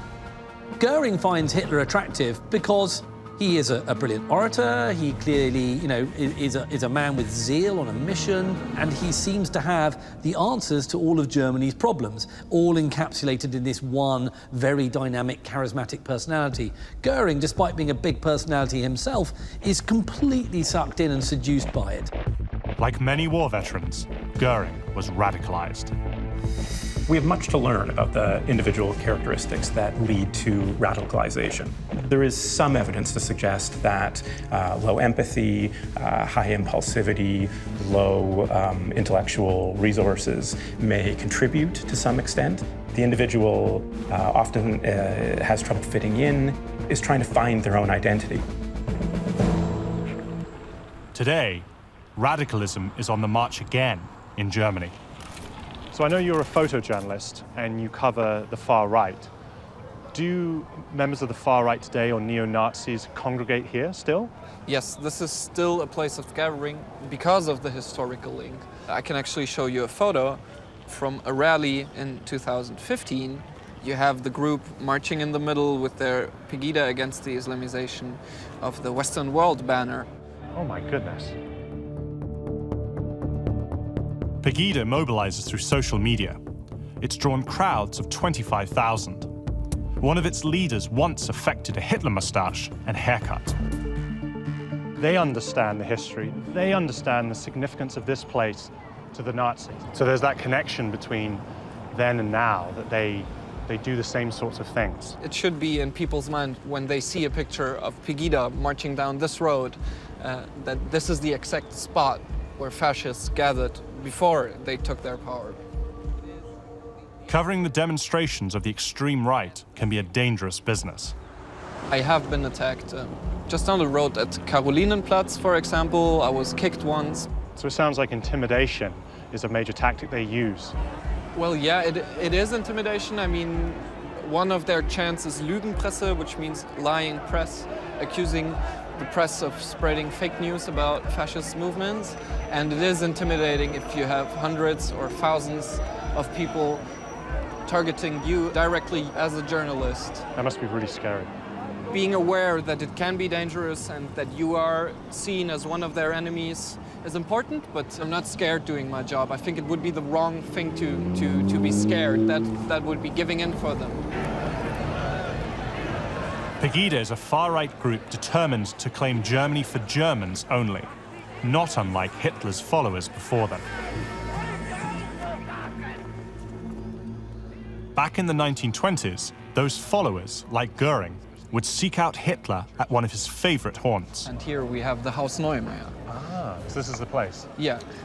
Dankeschön. Danke. Buon appetito. Guten Appetit. We're eating pizza and sitting here talking just a few meters away from the place where Hitler and Göring met for the first time. It's really surreal for me to be at the place where quite possibly one of the most destructive partnerships in history started, and now it's this modest pizzeria.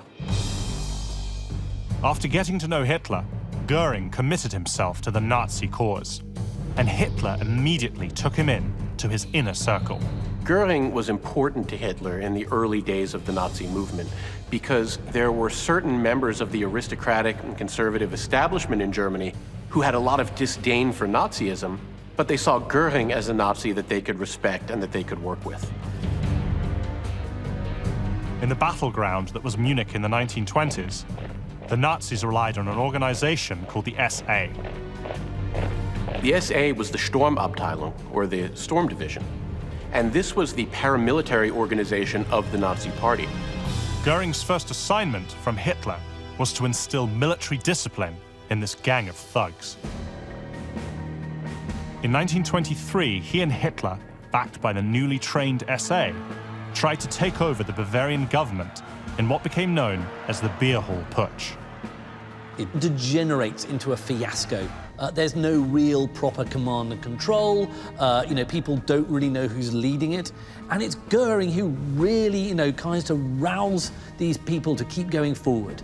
He is a real leader of men at this stage, and he's proving himself to be very good at it. I've come to the place where Hitler and Göring's attempted coup met its violent end. So this is the Feldherrnhalle? Yeah, this is the Feldherrnhalle, Field Marshal's Hall at Munich Odeonsplatz. So what happened here then? Well, in 1923, Hitler and 2,000 men marched towards the War Ministry that is down the road. Right. And they were crushed and stopped by Munich police. There was a shootout. 15 of the Nazis were killed. Göring was wounded here with a shot in the leg, and he was carried away by comrades to get him out of battle. And Hitler, after that, was convicted to jail. Sustaining an injury for the cause put Göring very high in Hitler's esteem. But after the failure of the coup, Göring fled to Sweden.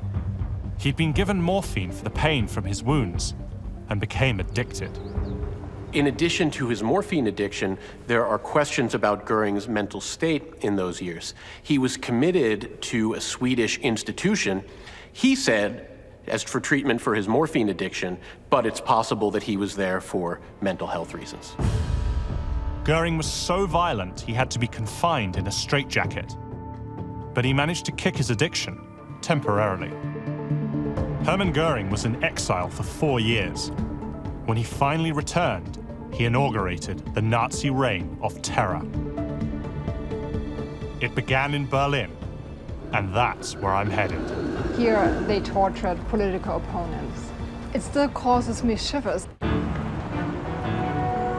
In the 1930s, Hermann Göring was a rising star in the Nazi Party. I've come to Berlin on my mission to find out where he ranks in their hierarchy of evil.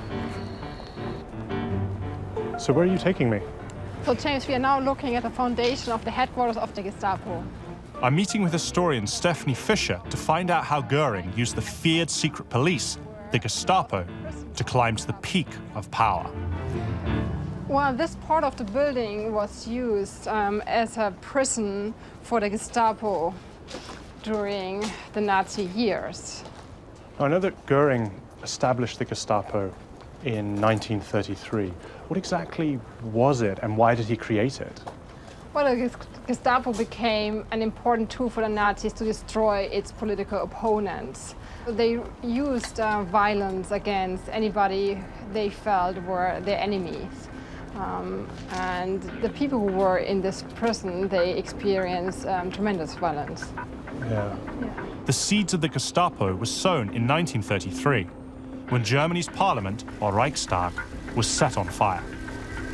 Göring was absolutely thrilled the night the Reichstag burned down.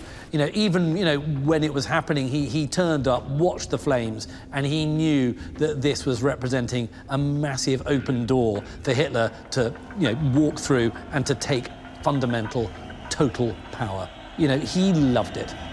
Just 2 months after the Reichstag fire, Göring created the Gestapo. The Gestapo was trying to rout out anybody who was perceived to be an enemy of Nazism, who represented a threat to the Third Reich. It was a police force that was there to make sure that people, behaved as the Nazis wanted them to behave. It's terrifying to be standing in this space and knowing that there were maybe thousands of people who were detained here, and they would have been brutally interrogated. I understand that people would have been tortured in this building when it existed. It still causes me shivers today to be in a side of Nazi terror, right? And it just makes me aware of the fact that we should not take democracy for granted. Part of why the Gestapo was established, it was one of the important tools for the Nazis to destroy its own democracy. Göring was said to have told his Gestapo, "Shoot first and inquire afterwards. And if you make mistakes, I will protect you." The rules of civilized behavior meant nothing to him.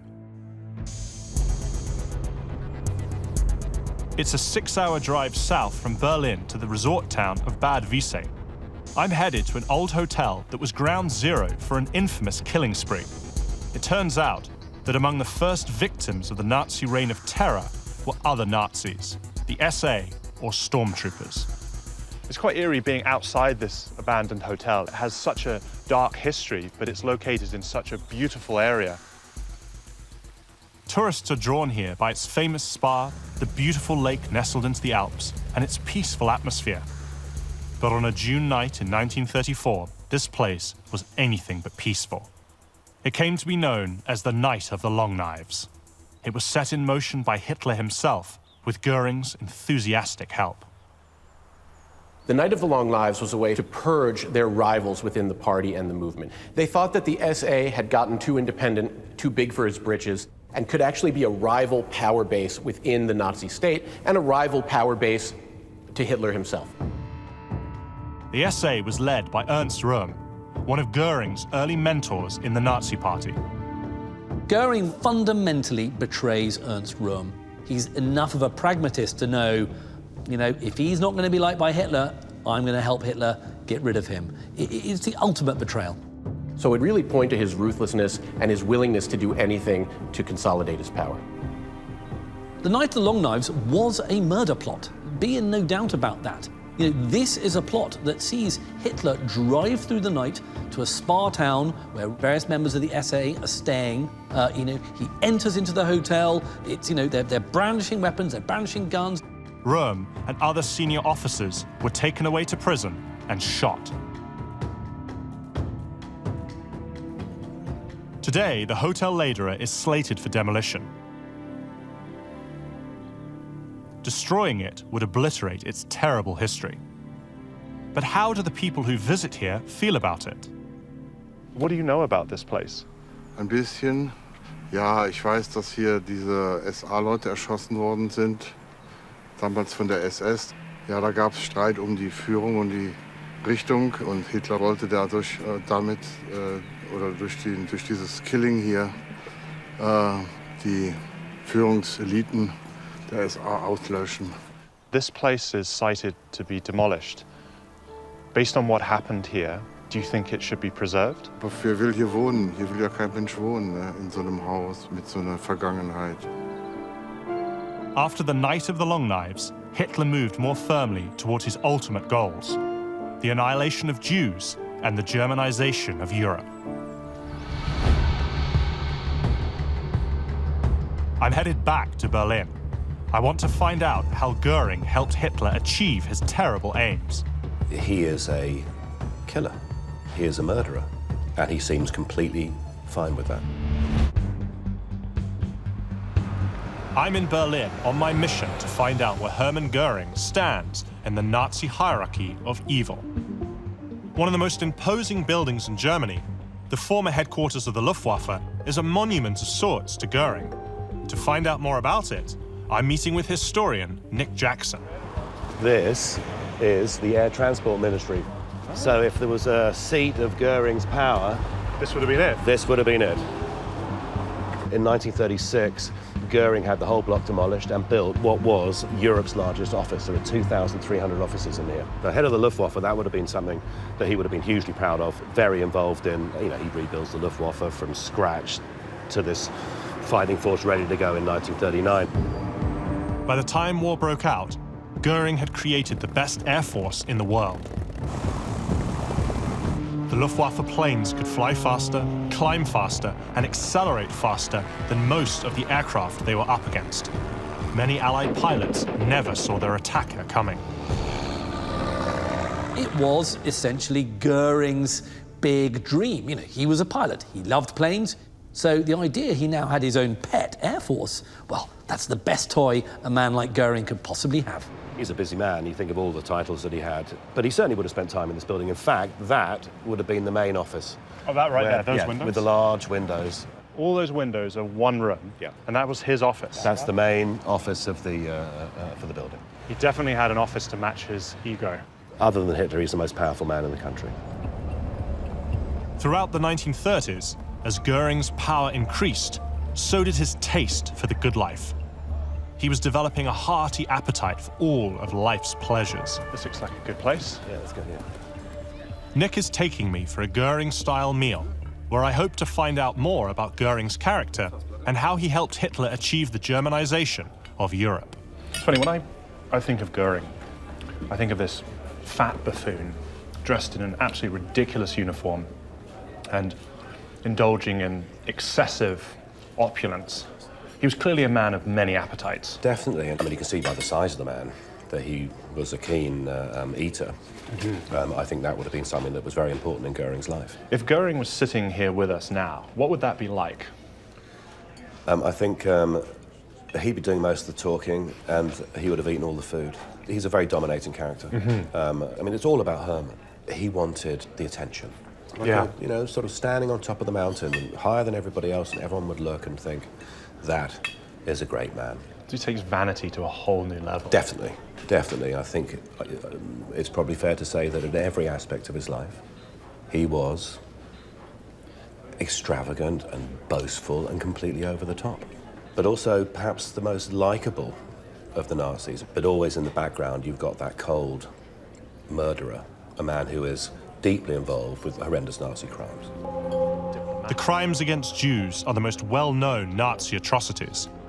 They began in the 1930s, when persecution of the Jews was official Nazi policy. Before the Holocaust, there was Kristallnacht.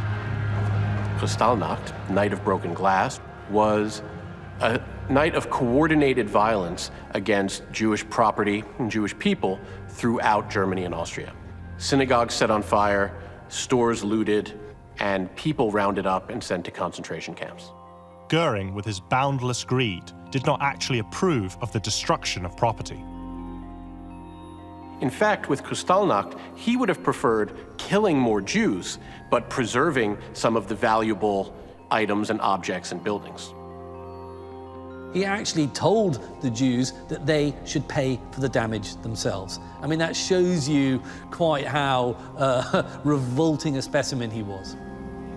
Kristallnacht was only the beginning.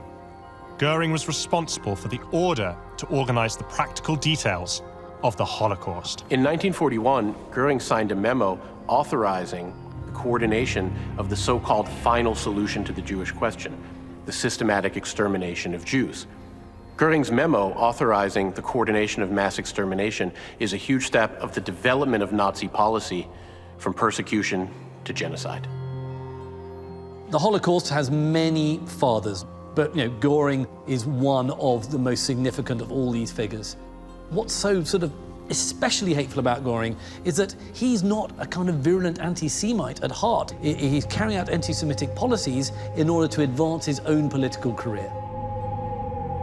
The fact that he would be willing to be a part of these atrocities simply for personal gain is truly terrifying. I feel you could be almost disarmed by Göring's eccentricity, that he's this larger-than-life character, he's involved in all these ridiculous excesses, but he was an evil man. He is a killer. He is a murderer, and he seems completely fine with that. Göring's willingness to do anything for Hitler made him indispensable. But in 1939, Hitler revealed that he planned to invade Poland, and Göring tried to talk him out of it. Why was he so against Germany starting the Second World War? If Germany loses, he loses all of the power, the houses, the uniforms, the glory, the medals, the position that he'd worked so hard and so ruthlessly to achieve. The most important thing for Hermann Göring was Hermann Göring. Hitler ignored Göring's views and declared war, but named Göring as his eventual successor and Marshal of the Empire. It was the latest in a long list of titles Göring accumulated. He collected them like others might collect autographs. The more, the better.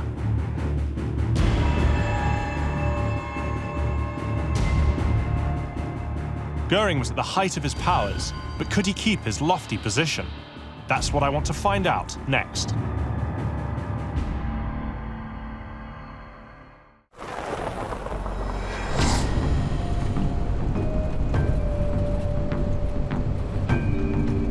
I'm 70 kilometers north of Berlin, inside one of Europe's largest nature reserves. It used to be the site of Kahrenhall, Hermann Göring's vast country estate.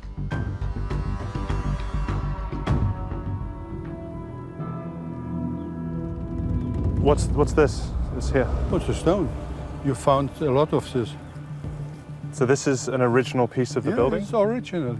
So what is this? Do you know? Like from the wall. house? It's part of the wall? It's a wall, yeah. Wow. I'm meeting with Volker Knopf, historian and an authority on Kahrenhall. He can tell me how important this place was to Göring during World War II. That was Kahrenhall here. Uh-huh. Around here was a guardhouse, uh-huh, and the same on this side. And here where the trees are, if you look on the trees, yeah, you see the walls of the house.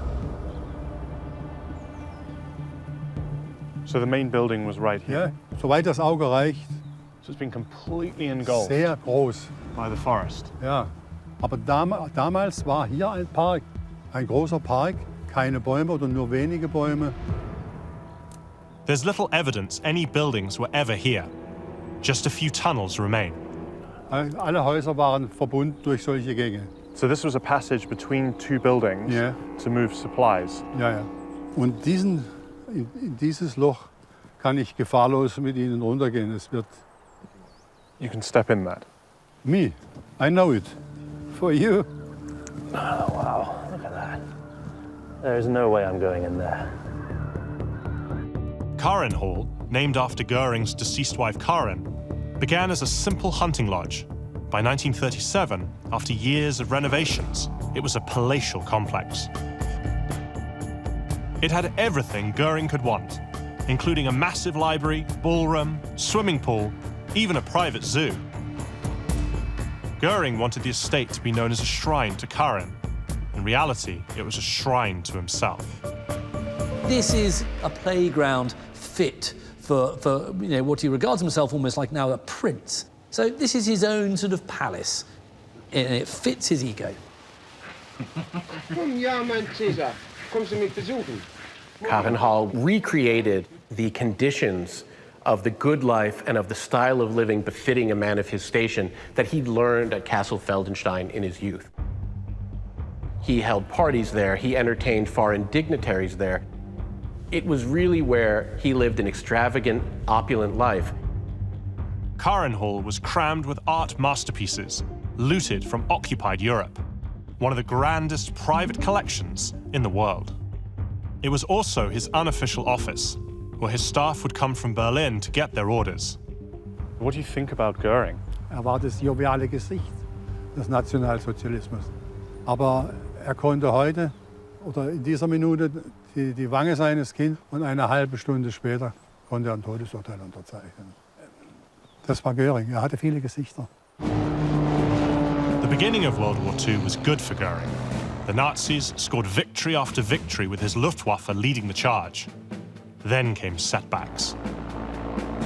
It was Göring's job to destroy the British Air Force, the Royal Air Force, in order to make way for the German invasion barges and then the overall invasion of the British Isles.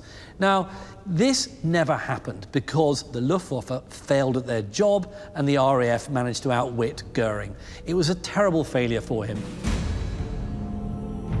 Göring had solemnly promised Hitler no bombs would ever fall on Germany. The other big failure of Göring and his Luftwaffe is the fact that the RAF managed to bomb the Ruhr, Germany's industrial heartland. Göring, one of his old fighters, has now failed him twice.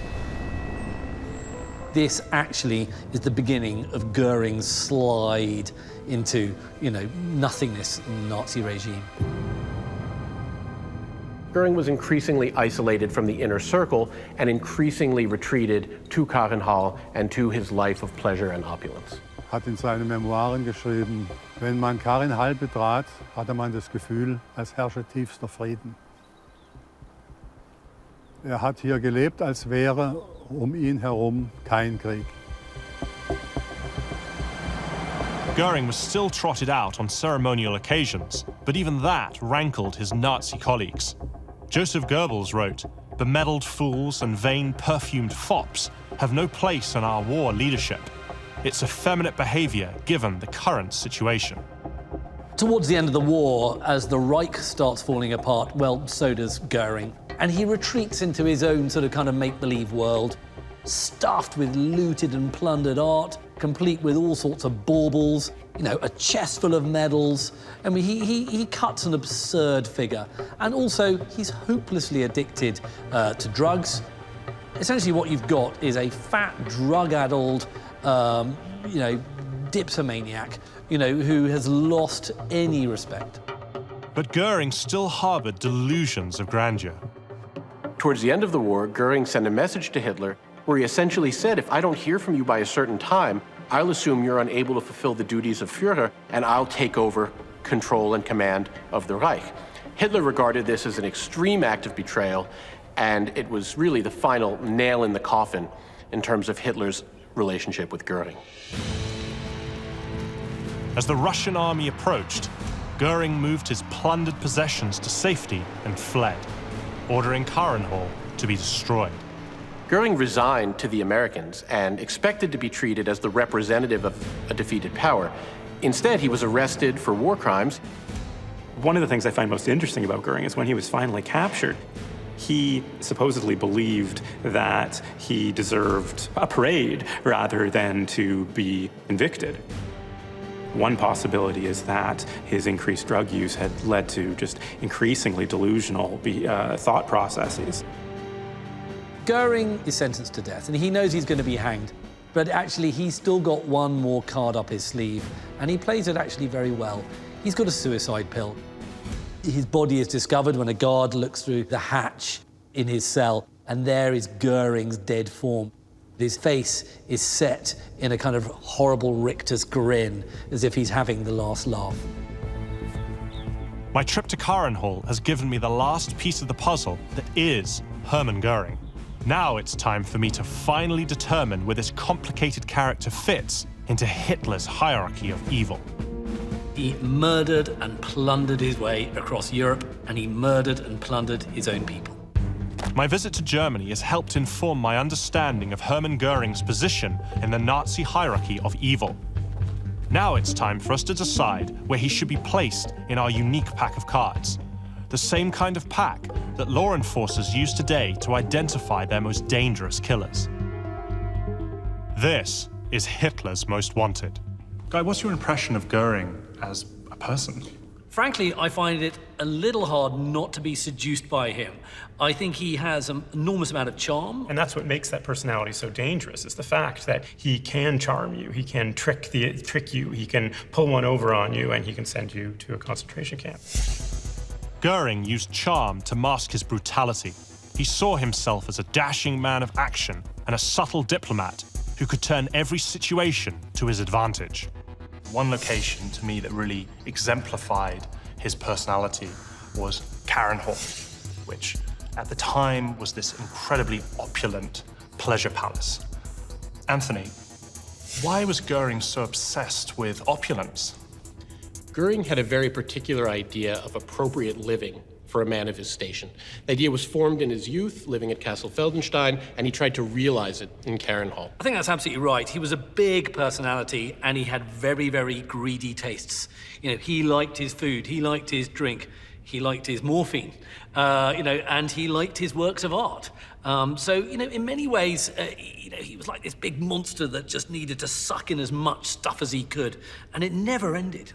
What was his motivation? I think, in absolutely succinct terms, he was a thief. When he got a chance to aggrandize himself and enrich himself, he took it. Göring killed innocent people to maintain power and the wealth and luxury that came with it. He was ruthlessly ambitious, undermining rivals on his climb to the top. I think there's sometimes a danger with Göring that we focus on this sort of larger-than-life character, but behind that lies this really nasty individual. Immediately after Kristallnacht, Göring sets to work coming up with ordinances to dispossess Jews, strip them of money and of assets. So we really see that nasty scheming in the service of Nazi anti-Semitism right in that example. For Göring, anti-Semitism was a practicality. He wasn't actually, I don't think, a convinced anti-Semite. To some extent, that makes you wonder, it makes me wonder, why is he doing the things he's doing? He's doing them for personal gain. He really is using the atrocities as a tool. To some extent, that, to me, suggests a greater evil. So what I'd like to do now is figure out where Göring ranks in the Nazi hierarchy of evil. So Matt, if you want to go first. Well, I think psychologically he's up there. I give him a 4. Anthony? He was central to the early rise of the Nazi Party. He was central to remilitarization. He was central to the early successes in the war. Add to all of that his direct responsibility for the so-called final solution, and we have to rank him at number 4. Guy? I'll put him at 4 as well, because he murdered and plundered his way across Europe, and he murdered and plundered his own people. So you guys have a unanimous consensus, and based on my experience exploring his story in Germany and our discussion here, I'm going to agree. He is number 4. He is the ace of clubs. Fourth in the Nazi hierarchy of evil, Hermann Göring had a hand in almost all of that regime's crimes. He bears enormous responsibility for the horrors that befell millions of innocents.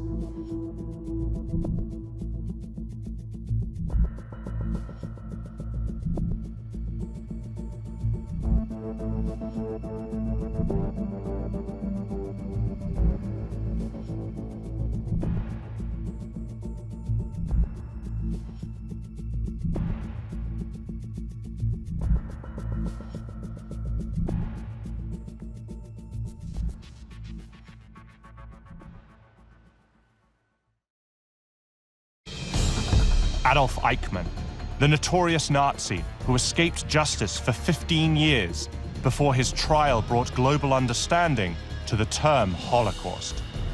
Under oath, Eichmann insisted he was a middle manager with no blood on his hands. Dass ich nie einen Menschen getötet habe, dass ich nie einen Menschen erschlagen habe, dass ich nie einen Menschen geschlagen habe. Is this the truth, or were his words all lies? Most people from my generation don't understand how over 70 years ago, a small group of Nazis could start a war that killed 60 million people. I want to find out, and to help me, I'm going to use playing cards. Today, they're used by both the military and law enforcement to help identify their targets. But nobody has ever put together a pack of cards for the most notorious group of killers in history. Working with experts, I want to know where each of these Nazis rank in the hierarchy of evil. My name is James Ellis. This is Hitler's Most Wanted. It is interesting weighing up the different sides of this. I find this is an extremely tough one because he played such an integral role to the Nazi genocide, but at the same time, because he was a cog in that machine, maybe he was replaceable. What I find most interesting about Eichmann is the pedestrian nature to which he went about his work. To him, it was just automated. He went to work, he did his job, he went back home. You have to remember, he wasn't a senior Nazi. That uniform is that of an SS lieutenant colonel. That's not that high. It's middle ranking. When anti-Semitic measures were increased and persecution was ramped up, he was on board. A genocidal regime doesn't just need speech makers, doesn't just need people ranting at the podium, it doesn't just need politicians, it needs organizers, people who make plans and carry them out. Eichmann was one of several senior Nazis to escape punishment after World War II. He vanished into thin air before being spotted in Argentina in the late 1950s. He was captured in secret and brought to Israel to face his accusers. His trial lasted for 4 months and was watched by millions around the world. Throughout, Eichmann claimed he was purely an administrator who played no direct part in the mass genocide his Nazi bosses carried out. I want to know if there is any truth to his defense, so I've come to Germany to start looking into Eichmann's story at a place that helped take him down. That's the map. Nearly every spot here is a crime scene. Wow. Jens Rommel is a prosecutor at the Central Office for the Investigation of National Socialist Crimes on the outskirts of Stuttgart. It's an amazing visual representation of the scale and scope of Nazi crimes. And it's only a part of the scale. So it must be a very daunting task for you then, because you've got all these crime scenes here, and you're trying to bring the people who are responsible for this to justice. It's an enormous task for a small office like ours. 70 years on, Jens and his team are still chasing down suspected war criminals from the Third Reich. They have identified some 28,000 war crime sites, but with many of the men and women under suspicion now in their 90s, time is running out. These crimes happened 7 decades ago, but your office is investigating these crimes today.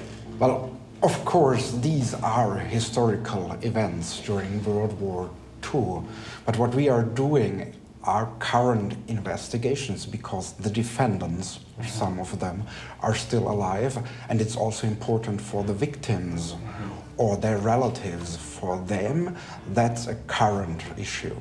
Let's move to the card index room. They have 1.7 million index cards with names, locations, and military units. 1.7 million? 1.7 million. More than 700,000 names of defendants or witnesses. From Hitler down to the lowliest thug, the details of their crimes are recorded here. So I'm interested in finding out more about Eichmann. Do you have anything on him here? Well, there should be a file concerning him, but first we have to check on the index cards. That's his index card.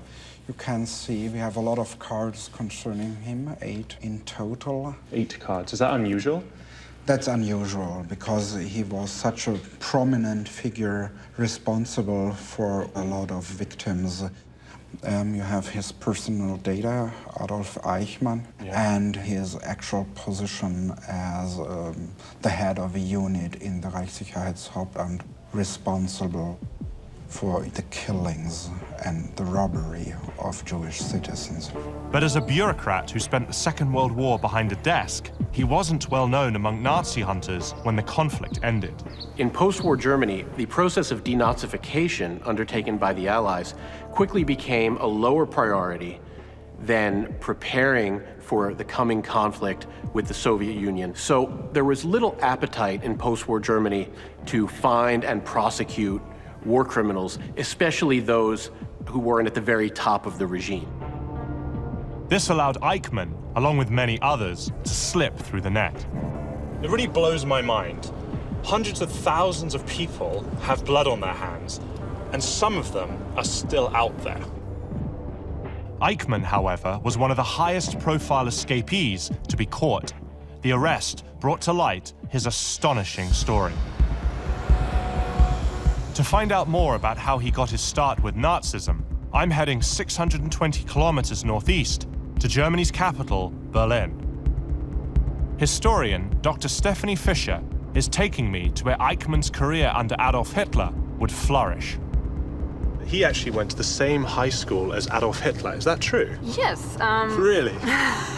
Yeah, it seems to be kind of surprising for us, right? And we immediately start thinking, is there a connection? But it just doesn't seem that they met us. Yeah, it wasn't like it was a school notorious for, say, radicalizing people or anything like that. Not that we would know. Born in 1906, Eichmann is 17 years younger than Hitler, so their paths never crossed in the halls of their high school in Linz, Austria.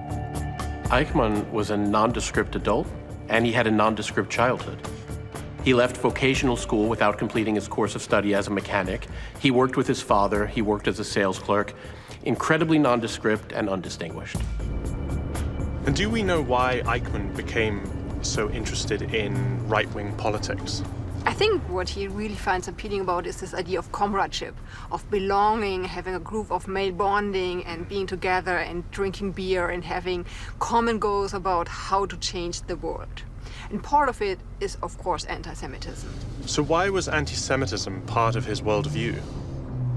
As crazy as it may sound to us today, it wasn't something very uncommon at the time. Like right after World War I, among leftists and rightists as well, we would have a high degree of anti-Semitism. It wasn't something unique to the Nazi movement at the time, but the Nazism they pushed it to a new degree. The Nazis' propaganda machine spouting Jewish conspiracies feeds right into Eichmann's pre-existing anti-Semitism. He joins the SS in 1932. In 1933, Eichmann was sent to Dachau for paramilitary training, and he wasn't very excited by it. He requested a transfer to the SD, the security service of the SS, and a transfer to Berlin. He was ambitious and he wanted to rise up in the party, but not through the military route. In Berlin, he is posted to the very center of Hitler's security apparatus. I actually have a picture of the original building. Oh, let's take a look. Yeah. So this is a photo of the building that was standing here before. Exactly. So this used to be the headquarters of the SS, the security service, SD, Gestapo. The SS was Hitler's security service, the Gestapo his secret police, and the SD the intelligence wing where Eichmann worked. The SD is going to become one of the most powerful organizations in the Third Reich. It's there to gather every scrap of intelligence about every enemy. Now, those enemies don't just include foreign powers, they also include the other perceived enemies, such as Jews, communists, members of the church, Freemasons, you name it. Anybody Hitler doesn't like, they are a fair target for the SD. What were his responsibilities He was very much involved in collecting data from Jews, but in particular in setting up emigration plans for how Jews should leave Germany. It's a major project. I mean, just think about it. This is where he proves to be a very good bureaucrat. The Nazis' first attempt at removing Jews from Germany involved racist, restrictive policies that pushed them to emigrate. Eichmann was given the task of coordinating this effort through the SD, and he dove headfirst into the job. Why is it that he is willing to work in an institution that is persecuting people? Like, why is it that he comes in, he gets a desk job, I understand that he wants to get away from the military service, but then he's persecuting Freemasons, and then he's persecuting Jews. Like, what is it about him that drives him to do that? We can only read the documents we have, and the documents show that he chose to work there, and it was not something forced on him. So he made a clear choice to work in this department that persecuted Jews. At his trial, Eichmann conceded that this was where he first honed his skills as an expert administrator, though remained adamant he was nothing more. Das waren meine inzwischen mir angelernten Fähigkeiten auf dem Gebiet des Auswanderungswesens. So konnte ich sehr wohl jene Zeit auf diesem Gebiet als Spezialist gelten. But the historical record proves there was much more to his story. In 1938, after Germany annexes Austria, Eichmann is posted to Vienna. He sets up the Central Office for Jewish Emigration and gets straight to work hounding the Jews in the country where he grew up. He was an expert in what we would call putting the squeeze on people. Eichmann took steps, especially in Vienna, to compel emigration, to make life for Jews so difficult and so unlivable, and to have the threat of terror hanging over them, that they would have no choice but to find some way to flee the country. Eichmann dreams up financial scams to seize Jewish property and freeze their assets. In May 1938, he boasts to his colleagues, "I have them completely in my hands. They dare not take one step without first consulting me." In just 1 year, Eichmann forces 100,000 Jews to leave Austria. It's an act no one should endure, not back then, nor today. Dass keiner freiwillig ihre Heimatland und wo man aufgewachsen ist und ihre Umgebung verlässt. I'm on a quest to figure out where Adolf Eichmann fits into Hitler's hierarchy of evil. I've come to Berlin, the city where Eichmann honed his skills overseeing the forced emigration of Jews from Europe. At his trial in 1961, Eichmann claimed he wasn't high enough in the chain of command to have any influence over what happened to them. Denn dazu war mein Dienstgrad zu klein und meine Dienststellung zu gering. But his success in pushing thousands of Jews out of Austria suggests otherwise.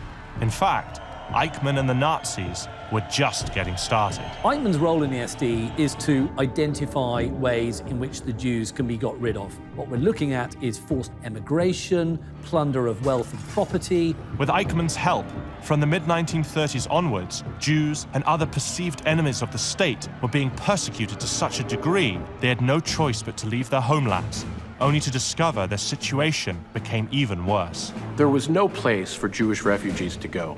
Many countries' doors were closed to them. In one famous example, in May 1939, an ocean liner carrying some 900 Jewish refugees left Germany in search of a home. The St. Louis was denied entry to Cuba, the United States, and Canada, and forced to return to Europe.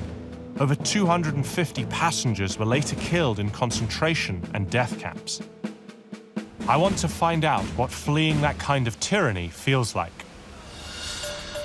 Since the Second World War ended, Germany has become far more welcoming to refugees. How long have you lived in Germany? Ich bin seit mehr als 38 Jahren in Deutschland. And though I can't speak to those who are aboard the liner, I can speak to people who've endured similar torment. Ich bin ein Jahr nach iranischer Revolution. Hamid Nafzari is the director of Berlin's Society for Iranian Refugees, a group that supports newly arrived asylum seekers. Die neue politische Machthaber im Iran und neue politische Lage war für mich unerträglich. Ich konnte nicht mehr aushalten und deshalb bin ich mal rausgekommen. After the revolution in 1979, Iran devolved into totalitarian rule.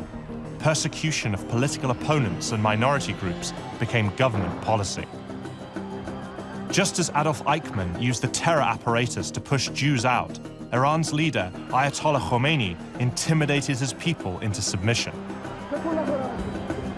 Many were forced to abandon the country of their birth.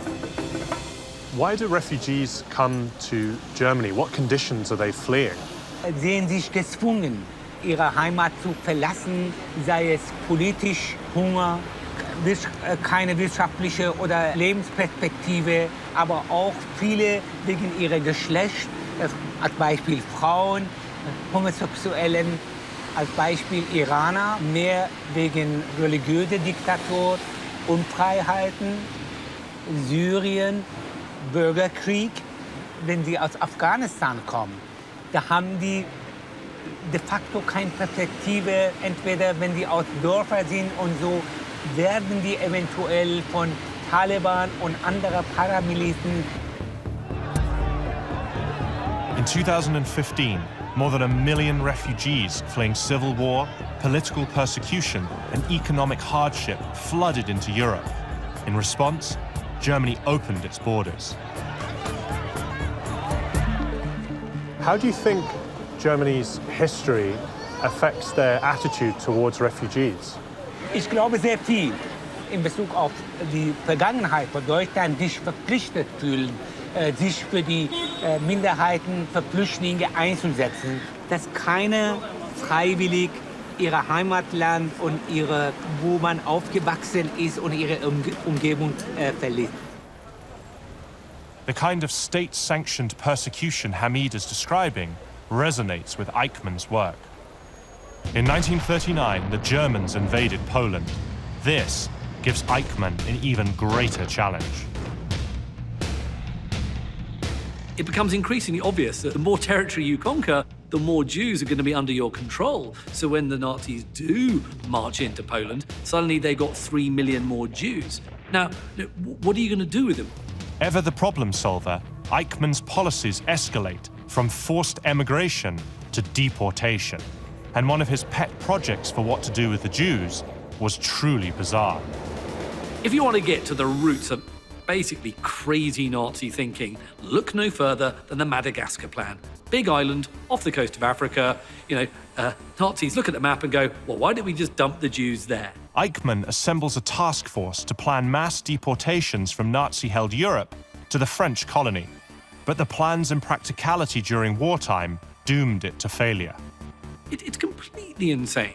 There's no infrastructure there, and of course, it makes no sense. If you're going to dump a load of people on that island, well, actually, you might as well kill them. Someone makes that mental leap, and that's what's going to happen. This is a planned genocide through an industrialized mass murder program. It's deeply disturbing.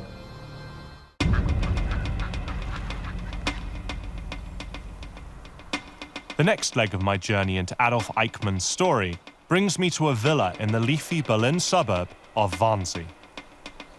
The setting is beautiful, yet the events that took place here over 75 years ago were anything but. So this really is a stunning property. Many people tell me that they are shocked by the contrast between the beauty of this place and the horrific history which we tell in our exhibition. Today, this former SS guest house is a memorial site for European Jews murdered in the Holocaust. Hans Christian Josch is the director. Now, this property is most notorious for a meeting that took place here in January 1942. Can you tell me what that meeting was for? The basic idea of the conference was to coordinate government offices on what the Nazis euphemistically called the Endlösung der Judenfrage, the final solution of the Jewish question. Undoubtedly, many conferences took place in the Third Reich throughout the war about how genocide was going to be enacted. The one that we know the most of, because the minutes of it were discovered, is the Wannsee Conference. This was a business meeting discussing, sales targets, what it looked like to an outsider. You had a map, you had numbers, and you had where those numbers were going to go. But of course, what all those numbers and maps represented was industrial slaughter. This was where a small group of key Nazis agreed to the coordinated mass extermination of European Jews. Eichmann was among them. At his trial, Eichmann acknowledged he attended the Wannsee Conference, but claimed he played no part in that decision. He even went as far as saying he was opposed to the violence. Ich hatte im Hinblick auf Juden damals nur jene Obliegenheiten zu erfüllen, die mit der Auswanderung zusammenhingen. Und zwar lediglich in fahrplanmäßiger Hinsicht, das heißt transporttechnischer Hinsicht. Aber ich hatte an keine blutige Lösung gedacht und nicht an eine solche gewaltsame Lösung gedacht. Of all the claims he made in court, his fate hinged on this one more than any other. So what was Eichmann's role in the conference? Eichmann was the head of the desk for Jewish affairs in the Reichssicherheitsamt, in the Reich's main security office, and he was therefore in charge of transport. All of the deportations from Nazi-ruled Europe to concentration and death camps in the East were overseen by Adolf Eichmann. What was it about him that gave him such an important role in the Nazi genocide? Eichmann took a lot of initiative, that he would actually interpret orders from his superiors very sort of flexible way, that he even had been reprimanded sometimes for being overzealous. Eichmann worked tirelessly to maximize the efficiency of the train timetables. The gas chambers at Auschwitz couldn't keep up with the number of people he was sending. By 1944, even with the Allies advancing on all fronts, Eichmann continued to wage his own war against the Jews. When the deportation of the Hungarian Jews started in spring 1944, he was actually overstepping Himmler's orders and sort of developed his own ambition in deporting as many Jews as possible. As the Third Reich begins to crumble, he forces thousands of Hungarian Jews to march to the camps. When Heinrich Himmler ordered a stop to the death marches, Eichmann disobeyed. Eichmann carried this out with great efficiency. He saw extermination as a task to be carried out, as a logistical problem. But we shouldn't forget, he saw it as a problem that he was happy to solve. He's an enforcer, he's an administrator, he is the man who makes the Holocaust happen. So it wasn't just a case that he was working in an office and overseeing or being involved in the genocide. It was something that he really was passionate about, that he saw it as his mission to try and eradicate the Jewish population of Europe. He wanted to kill as many Jews as possible. This was his war aim, basically. Inside is the evidence that tears apart Eichmann's defense. His own paper trail proves he was complicit in mass murder. It's really chilling to be actually looking at the documents, because Eichmann was the one that put these minutes together. It's a list of the number of Jews in Europe that the Nazis have identified. We know that they managed to exterminate 6 million Jews, but this list contains 11 million, and that's because they've taken into account England, Ireland, Spain, Turkey. It just sort of shows the scale of what they were planning.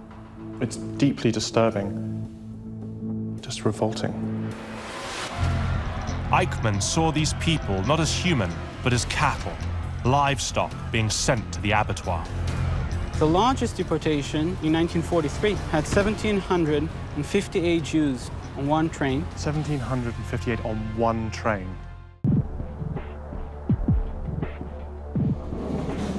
In my quest to determine Adolf Eichmann's place in Hitler's hierarchy, I've seen the evidence that proves he was complicit in genocide. Now, I want to know just how deep his commitment was to carrying it out. So where are we? We are at the train station of Grunewald, which is basically at Berlin's west end. I'm with historian Speer at the main departure point for Berlin Jews destined to die in Nazi gas chambers. So the majority of Jews that were deported from Berlin were deported right where we're standing here. Right. Today, Grunewald Station is a Holocaust memorial. But during World War II, it was arguably one of the busiest stations in Europe, at least when it comes to mass murder. So what are these here? These are plaques that commemorate each and every deportation that left Berlin between 41 and 45.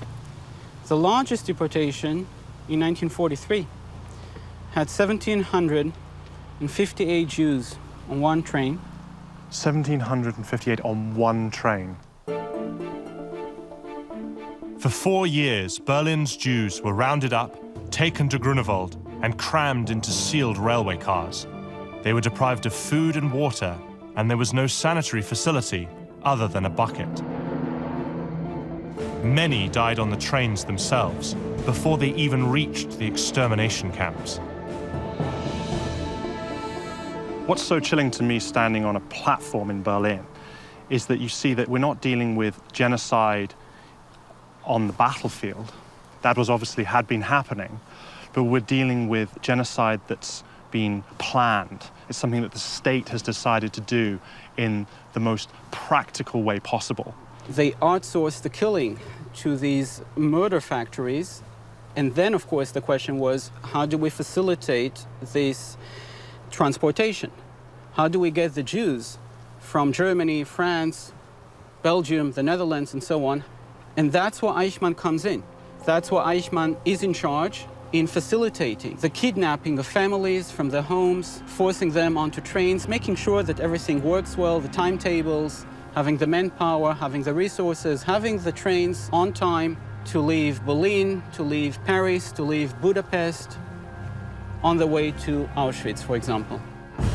At his trial, Eichmann was confronted by witness after witness. Das ist Eichmann. They all testified to his role in deporting Jews to their deaths. Dass Eichmann war derjenige, der alle Bestimmungen betreffend Juden getroffen hat, vorgeschlagen hat und auch sogar durchgeführt hat. פתרון סופי. אז הוא קיבל את התפקיד לבצע את זה. Despite the damning words, Eichmann continued to deny his direct involvement in their suffering. So sind an diesen Sachen eine ganze Menge Personen, wenn ich mal so sagen will. One of the most confusing things about Eichmann was his seeming normality. He comes across, at least, as just sort of your everyday person. That is scary to some extent because it suggests that that normal people might actually be capable of this level of atrocity. Eichmann approaches his role within the final solution with the utmost zeal. I mean, he takes his job really seriously. And that's what makes him such a terrifying figure, because this is a big logistical exercise. His department is quite small, it's just a handful of people. Yet together, under Eichmann's stewardship, they manage to get all these people, these millions of people, sent to their deaths.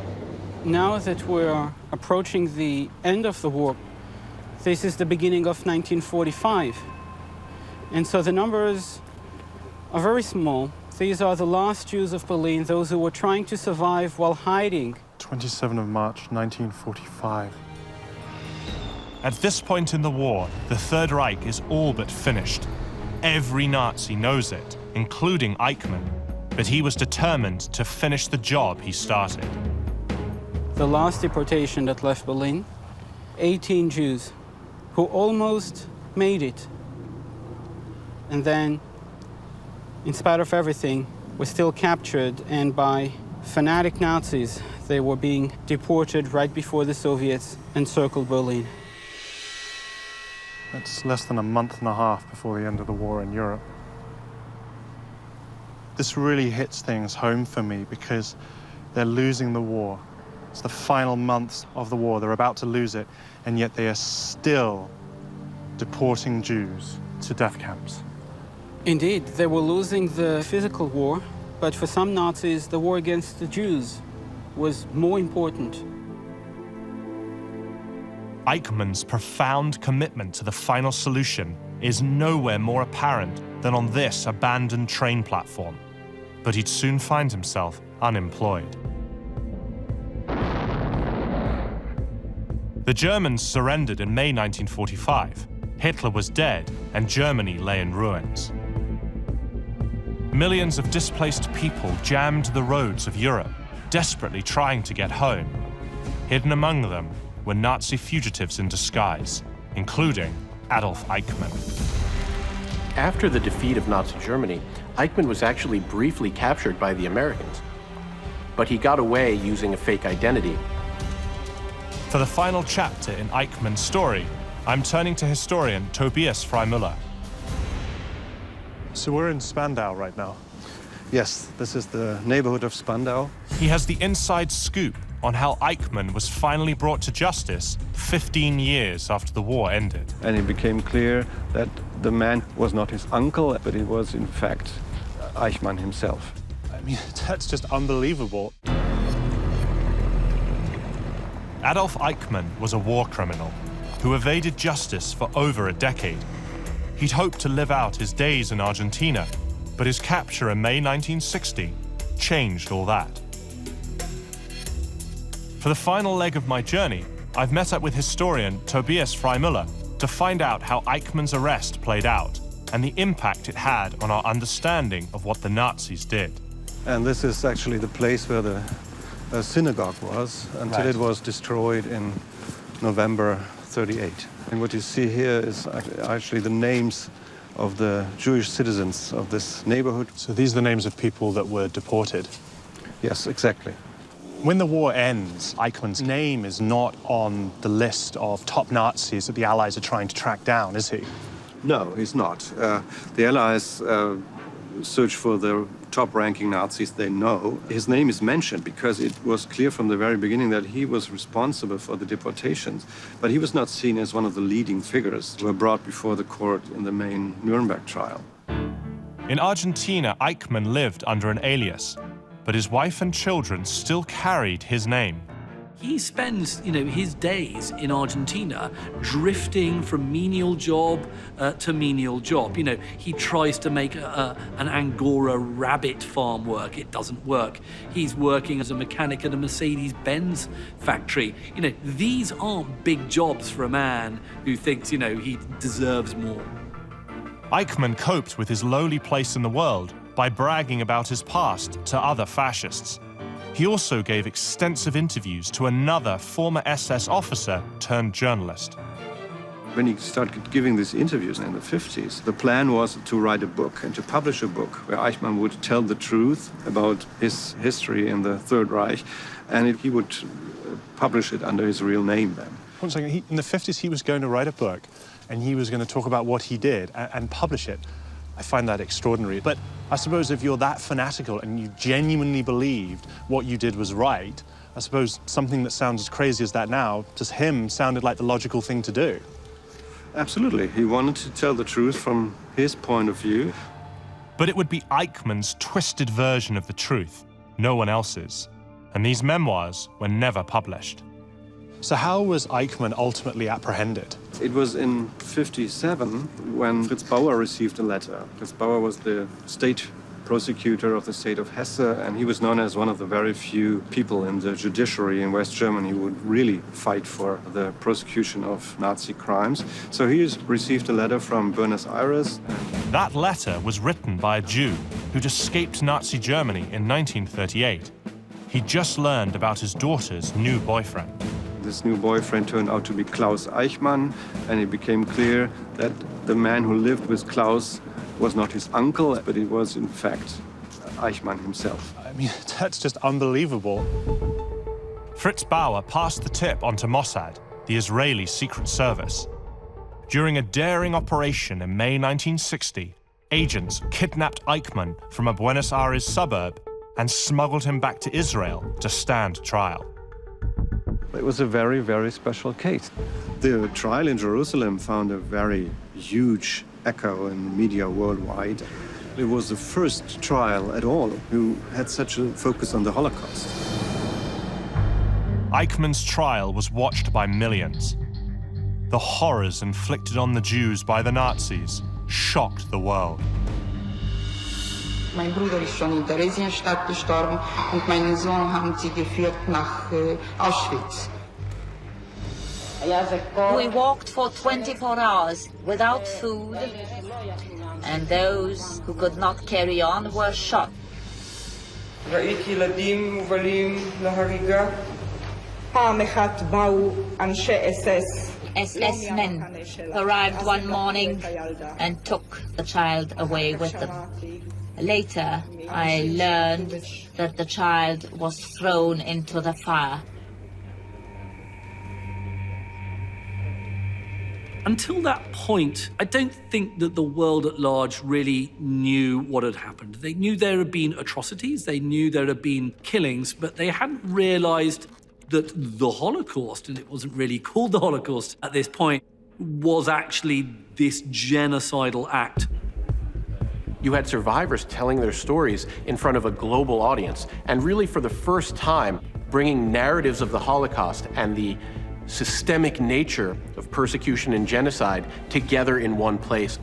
To have this laid out so clearly and to hear the testimonies and to see Eichmann in this glass box made a huge impression, especially on the younger generation, of course, who heard for the first time really what was the real nature of the Nazi crimes. I think it's at the Eichmann trial where people really start to appreciate the mechanics and the machinery of the genocide.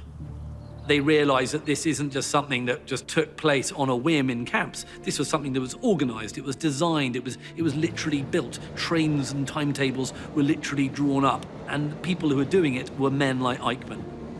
The trial inspired Jews around the world to recall their own experiences of persecution and loss under the Nazis. It renewed calls for action to hunt down war criminals still on the run. It also forced Germans to confront their past.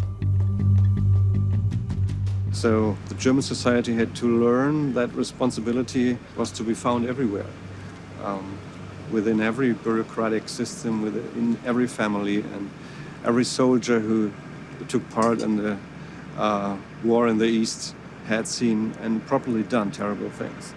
And this took decades in Germany to really get through. So the Eichmann's trial really opened up this period of understanding and taking responsibility for the atrocities that Germany had committed, and not just brush it under the carpet and say, oh, Hitler and a few other guys were the people who did it all.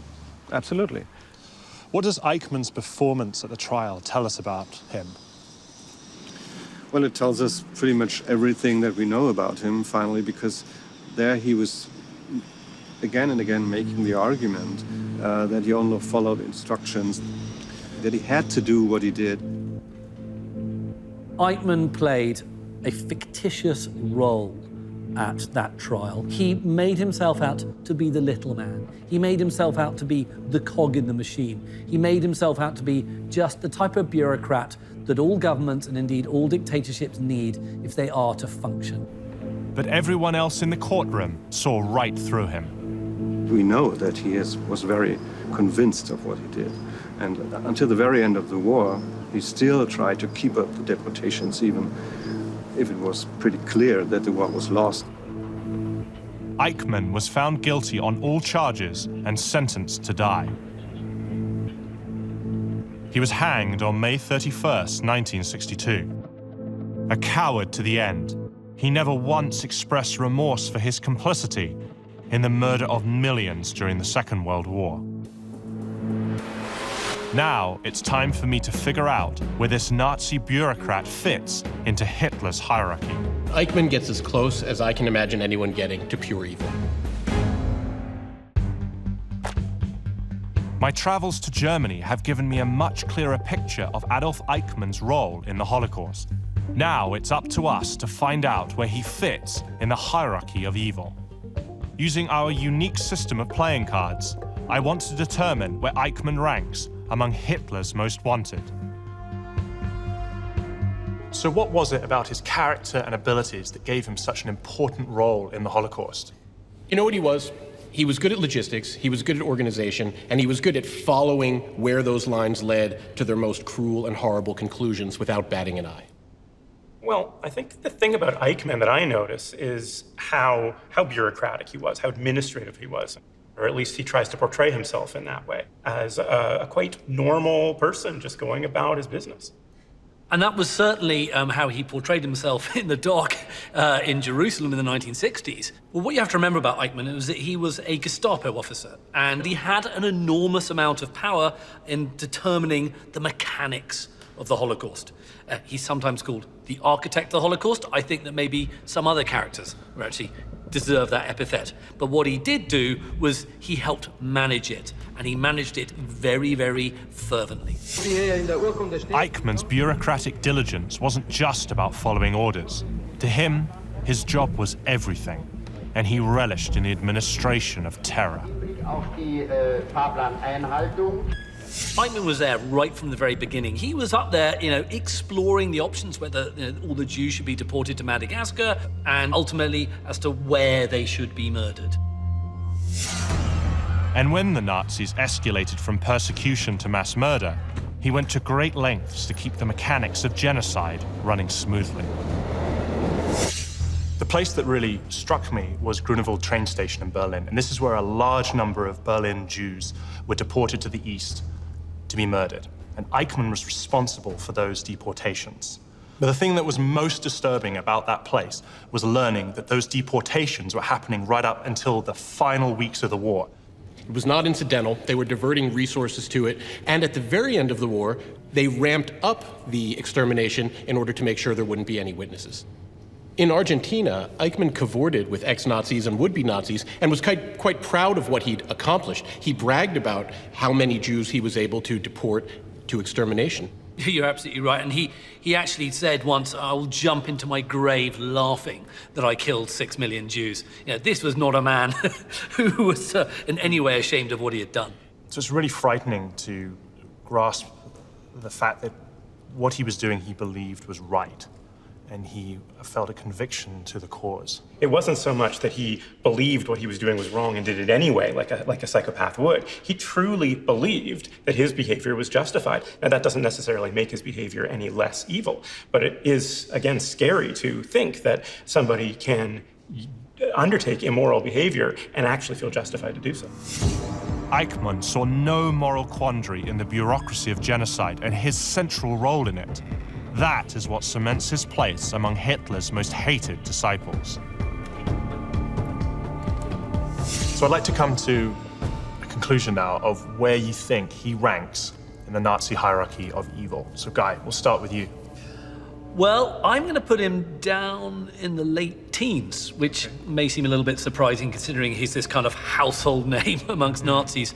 Why? Yes, his personality is revolting. His anti-Semitism is pure evil. What he did was pure evil. But I think there would have been a lot of people who could have done that job in the Third Reich. So therefore, he doesn't really qualify for something much higher. Anthony? I think we all agree that Eichmann wasn't the faceless cog he portrayed himself as. But Eichmann gets as close as I can imagine anyone getting to pure evil. He didn't do this for fame, for money. He did this because he believed it was the right thing to do. His skill at that means that he has to rank a little higher, so I'm going to rank him in number 10. I agree. I think he's necessary. I think his personality profile is required, and I think that his zeal demonstrates a pure evil. But I do, unfortunately, believe that evil, that position, is replaceable. I rate him at 12. So obviously the three of you have difference of opinion, but for me, I just can't get over the fact that he was responsible for the deaths of millions. I'm therefore going to agree with Matt's ranking, and he's at number 12. He's the queen of clubs. For his devotion to the logistics of the Holocaust and his unrelenting desire to deport all of Hungary's Jews to their deaths, Adolf Eichmann proves that even a bureaucrat can be responsible for great evil.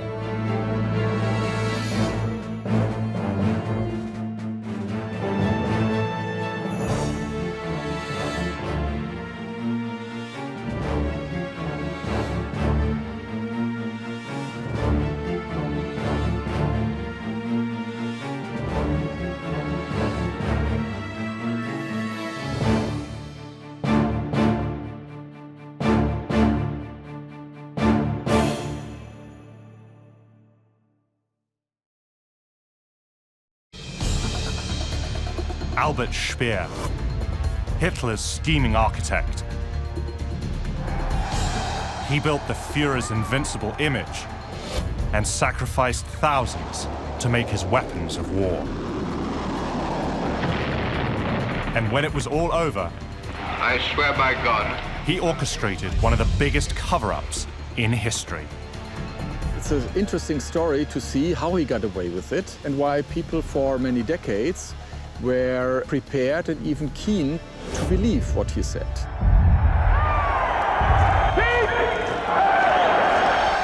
Most people from my generation don't understand how over 70 years ago, a small group of Nazis could start a war that killed 60 million people.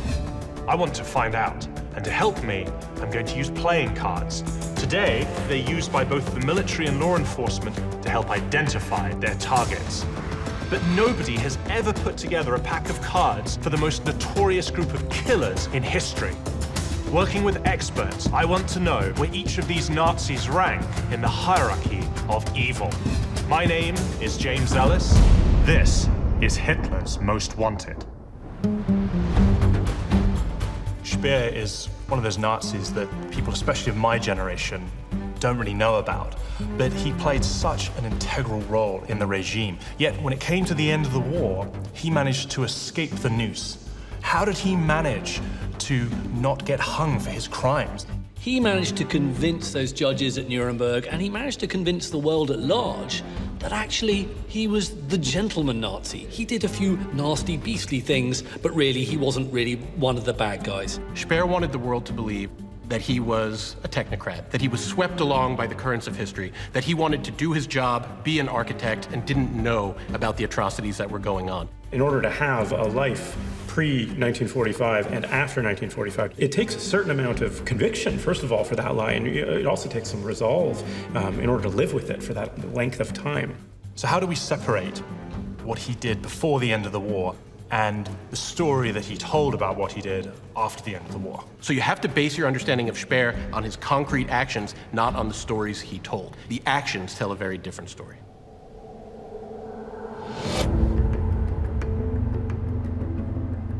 I want to understand Albert Speer's true role in Hitler's Third Reich. For that, I'm heading to Germany. I'm starting in the city that's synonymous with both the rise and fall of the Nazis, Nuremberg. Where we are right now, this is known as the VIP rostrum.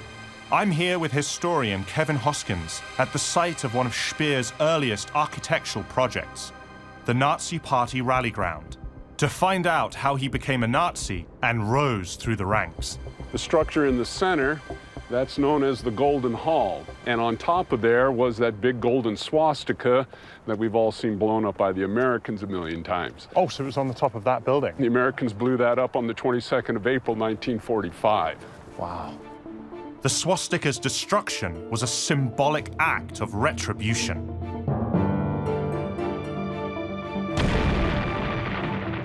To let the world know that the Allies had finally defeated the Nazis. For almost 10 years, this was the beating heart of Germany's totalitarian regime, where the masses came to worship at the feet of Adolf Hitler.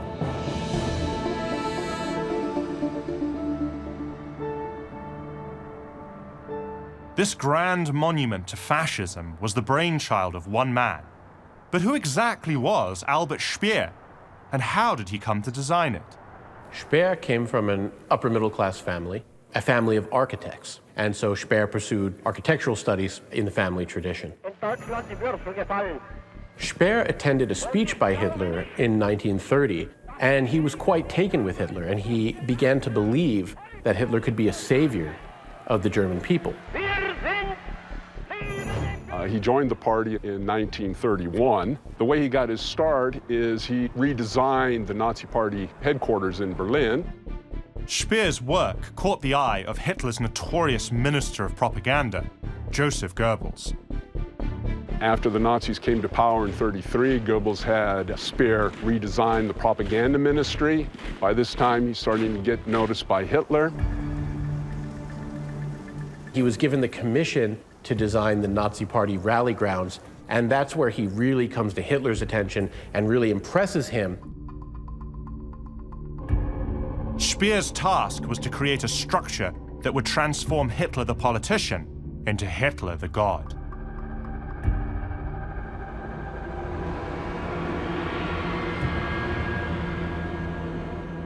This particular structure, the VIP rostrum, was actually copied from another great empire, namely the Greek Empire. Right, I was going to say it has like an ancient civilization feel to it.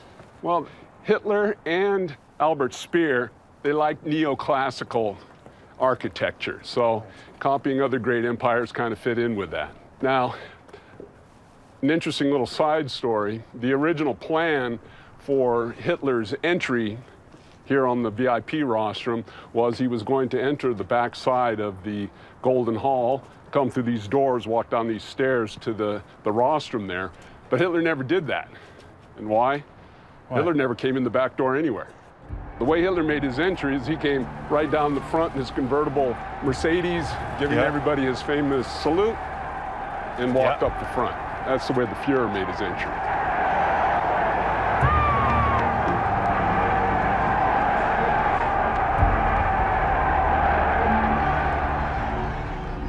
Standing up here, you just get a feel for the scale of this thing. It's huge. I mean, you can see a football pitch here. You could probably fit about 12 of them in this space. You could fit 85,000 spectators around the field there on 3 sides, plus 15,000 more here on the VIP rostrum. And they had space for up to 250,000 participants in the field.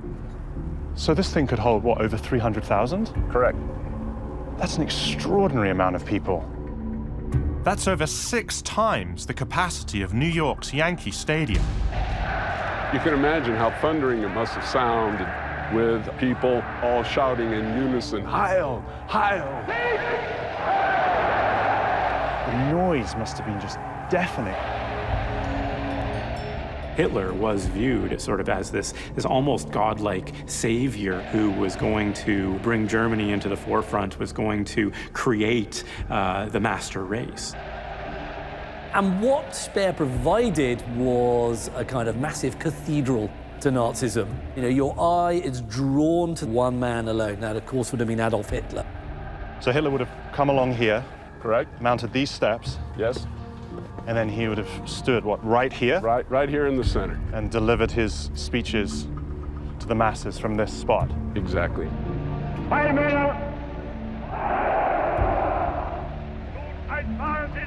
And you can imagine standing here, everybody saying Heil. Those people screaming your name out. Yeah, you'd feel like God standing up here. It is a monumentally huge stage for a monumentally huge ego, and it was Speer who created it. In 1934, Hitler appointed Speer the Reich's chief architect, and the two became good friends. They certainly formed a close relationship, and it may be that Hitler, as somebody who had had artistic ambitions and hadn't been able to realize them, saw in Speer somebody who was having the kind of career that he could have had, not as an artist, but as an architect. Speer was given the opportunity to fulfill his wildest professional ambitions, and there were other benefits to being the Führer's architect. Speer takes an enormous amount of personal wealth from all these projects that he's mandated to do by the Führer. You know, he is doing land deals, you know, and real estate deals on the back of all these state-sponsored projects. So he's feathering his own nest.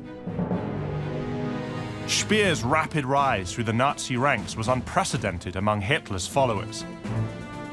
Throughout the late 1930s, he lived a life of privilege and luxury, never far from the Führer's side.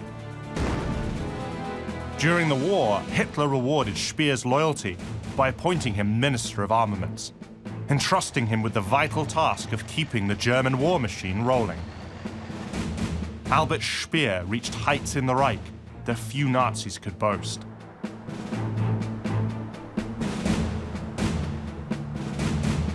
Given what Speer's monument to megalomania now represents, you have to question its continued existence. Why not tear it down? there's two camps. Okay, there's one camp that says, let it, deteriorate into dust, let's tear it down, let's use it for something else. And then you have the other camp that says, we have to maintain it to make sure that the things that happened here under National Socialism don't happen again. There's actually graffiti on the Golden Hall here that says Nie wieder Krieg, which means never again war. But just as the city of Nuremberg played host to Speer's rise, it was also the site of both his and the Nazi Party's fall. Those top 4 windows on the front of the building here, that's where the Nuremberg trials took place. All right, so they happened right there. Correct. It's in this building that the true character of Hitler's best friend emerged. I swear by God that I will speak the pure truth. I'm in Nuremberg with historian Kevin Hoskins on a mission to find out where Nazi architect Albert Speer ranks in Hitler's hierarchy of evil. This is the portion of the complex here known as the Justice Palace. In room 600, those top 4 windows on the front of the building here, that's where the Nuremberg trials took place. All right, so they happened right there. Correct.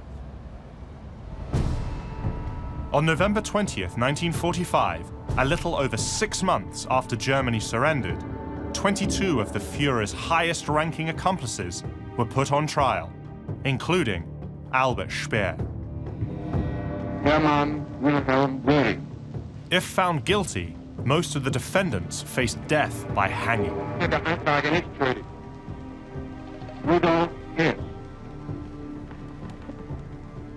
One by one, they pled innocent. Next came Hitler's armaments minister, Albert Speer. Speer faced 4 charges relating to his actions during wartime, which many believed helped prolong the deadliest conflict in modern history. Speer, managed to increase munitions production. In doing so, he increased Germany's capacity to fight, and in doing so, lengthened the war. In his plea, Speer towed the line with his other defendants. Nicht schuldig. Speer is indicted under all 4 counts. But when it came to his defense, he shocked everyone in the court. I swear by God that I will speak the pure truth. Es wäre ihm nahezu gelungen, mittels seines technischen Vorsprungs Europa zu unterwerfen. He railed against Hitler for his despotic actions and warned the world about leaving future fascists unchecked. Je technischer die Welt wird, umso größer ist diese Gefahr. Speer even went on to do something none of his co-accused were willing to. Speer gets this reputation from these trials as the Nazi who said sorry. Can you tell me about that? Well, that comes from a couple of things. One, he was the only guy in the first trial that actually showed any kind of remorse. He also presented himself as largely ignorant of the Holocaust and of the extent of the persecution and attempted extermination of Jews. I think what he was primarily trying to do there was distance himself from the other defendants, because at this point it was like rats on a sinking ship. It was every man for himself.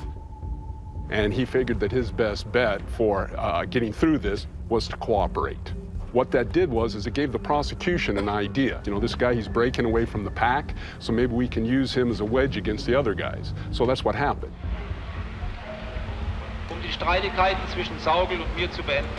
Speer presented evidence against the Reich and even his fellow defendants.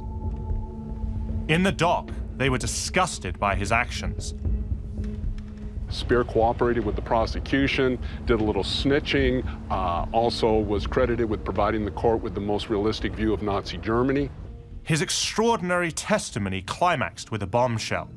Speer told the court that as the Allies closed in on Berlin, he concocted a plan to assassinate Hitler to end the conflict and save the German people from any further death and destruction. Speer famously goes to the Führer bunker in the very dying days of the war and goes and has his last, somewhat tortured meeting with Hitler. Speer will later claim that he was minded to introduce poison gas into the Führer bunker in order to kill everybody. But on further questioning, Speer could only offer a string of flimsy excuses to explain why his plan failed. Speer spun fables. We know that this is a lie. Much of what Speer was saying was absolute nonsense. It was all part of a desperate attempt to save his own neck. The tribunal has considered the whole of this evidence with great care. On October 1st, 1946, the verdicts were announced. The tribunal finds that Speer is not guilty on counts 1 and 2, but is guilty under counts 3 and 4. Speer was convicted of capital crimes, but when the judges handed down their sentence, he found his cooperation had paid off. Instead of getting the noose, like I personally believe he deserved, all he got was 20 years in Spandau. Albert Speer was going to prison. His acceptance of a collective responsibility and his willingness to serve as a star witness against some of the other leading Nazis probably saved his life. Of the 22 men on trial, only 3 were acquitted. 12 were sentenced to death by hanging, and 7, including Speer, were given jail time. Speer was incarcerated at Spandau prison in West Berlin. He'd spend the next 20 years behind bars. But what's the real story behind Hitler's Minister of Armaments? To find out, I'm heading to Germany's capital, Berlin. How is Speer connected to this place? It's a camp for forced laborers. How are you going to produce as many weapons in the shortest time possible? You're going to need slaves. There must be a light around here somewhere. Yeah, there is, yeah. Okay, I switch it on. Yeah. My mission to determine where Albert Speer ranks in Hitler's hierarchy of evil has brought me to Berlin. Berlin was, of course, a huge spot for production. I've come to this former work camp to meet historian Magnus Bracken to learn more about Albert Speer's actions as armaments minister during the war. So what exactly is this camp and what was its function? It's a camp for forced laborers, and the function was to provide a labor force for armaments production and other workforce. You will find them all over Germany, right? Because forced labor was a very basic part of keeping the war running. Slave labor was absolutely crucial to the Nazi economy, and the man who used it more than anyone else was Albert Speer. His role as armaments minister is to try and produce as many weapons as possible. Well, how are you going to produce as many weapons in the shortest time possible? You're going to need slaves. There is no other way he has of doing it, because he sure as hell ain't going to pay them. And how is Speer connected to this place?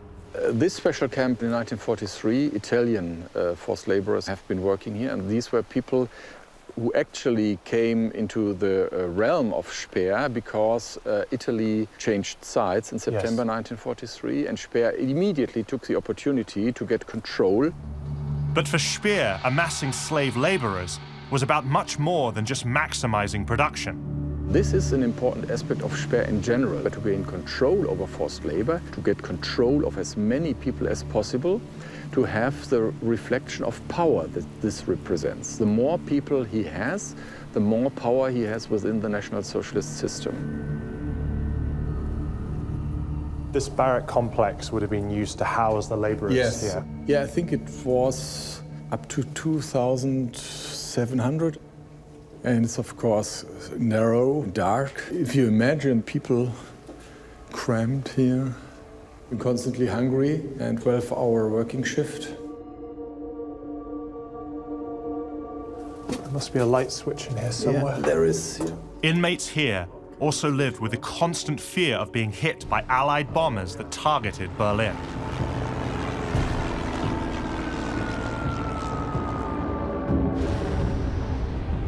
Is this a bomb shelter? Yeah, well, it's a cellar, which was obviously used as a bomb shelter. Right. But you can imagine when you are in here and there's just a few centimeters of concrete above you, and then there's the barrack above this. that if a bomb hits this place, there is not much protection. And if you have a hit close by and everything falls on top of this... You've been buried alive down here. Exactly, yes. Yeah. Places like this were all over Europe where people had to work in one way or another for Speer and for his huge empire of production during the war. Punishment consists of starvation. At the Nuremberg trial, the prosecution presented eyewitness accounts of the horrors laborers endured. Proper medical treatment or care for the sick are not available in the mass camps. The consequence is complete exhaustion, an ailing state of health, and tuberculosis. There are cases of 8-year-old delicate and undernourished children put to forced labor and perishing from such treatment.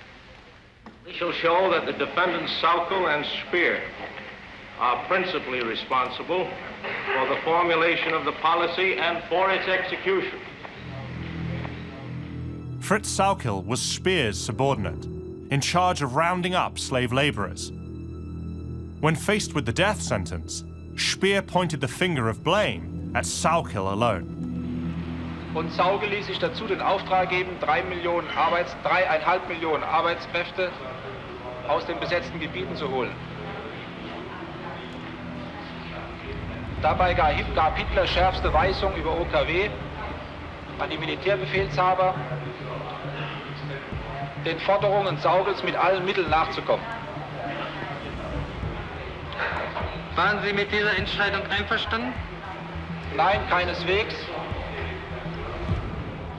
Speer managed. At Nuremberg, he switched it around and says, well, I was only the armaments minister. I had nothing to do with forced labor people. That was Sauckel. He had the task by Hitler to get these people from all over Europe. I was not connected to this. Blindsided by Speer's betrayal, Sauckel desperately tried to lie his way out of a guilty verdict. In meinem eigenen Aufgabengebiet immer alles daran gesetzt, Ausschreitungen, Willkür, Rohheit jeder Art zu verhindern. Gott schütze ein über alles geliebtes Volk. But it didn't work. Sauckel is indicted on all 4 counts. On counts 1 and 2, he is guilty. Based on Speer's testimony, Fritz Sauckel was convicted of crimes against humanity and hanged. It's an interesting story to see how he got away with it and why he got away with it and why people for many decades were prepared and even keen to believe what he said. Albert Speer convinced the judges at Nuremberg that he was just a civil servant who had no direct hand in Nazi atrocities. All right, so what have you got here? In reality, the trial never brought to light the true nature of his commitment to the regime. Das ist also eine groß angelegte Planung für die Umgestaltung Berlins. So if the Nazis had won the war, this would have been the capital of the world. Or the vile lengths he would go to achieve his aims. More than 55,000 Jews were victims of mass deportations out of Berlin.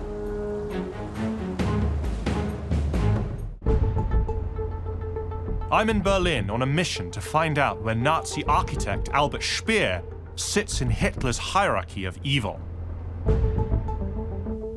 At the Nuremberg trials, Speer portrayed himself as a reluctant participant in Hitler's dream of worldwide domination.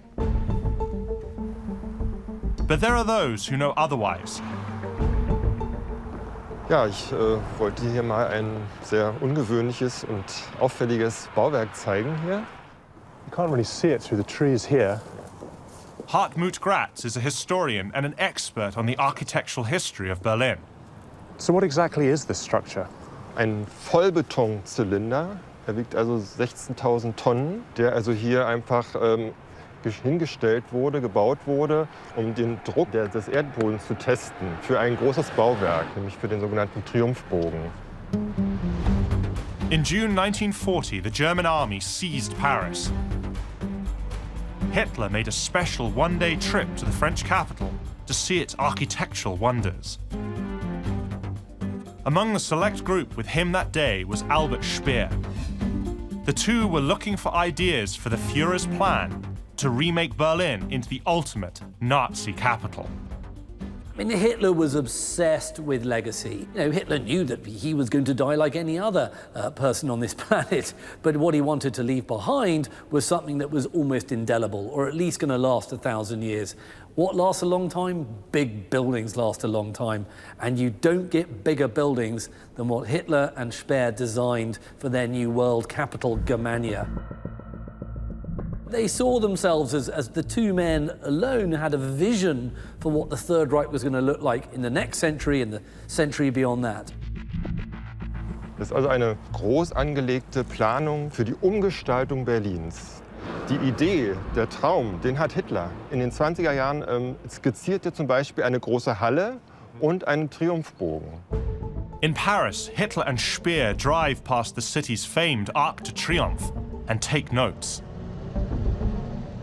Es ist groß, es ist gigantisch, es soll Menschen einschüchtern.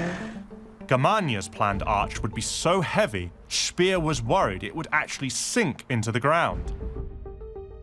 But even the arch was dwarfed by their plans for the domed Volkshalle. When you're looking at the grand hall he designed for Germania, you know, it was so big that all the breath would have created clouds in it, and it would have actually rained inside. The thing about Speer's thinking, architecturally, is that actually it doesn't really work on a human scale. And it shows that ultimately Speer didn't really have an appreciation of humanity. I think a common characteristic of the Nazi mindset at the time was that they were, in fact, the superior race. There's this collective narcissism.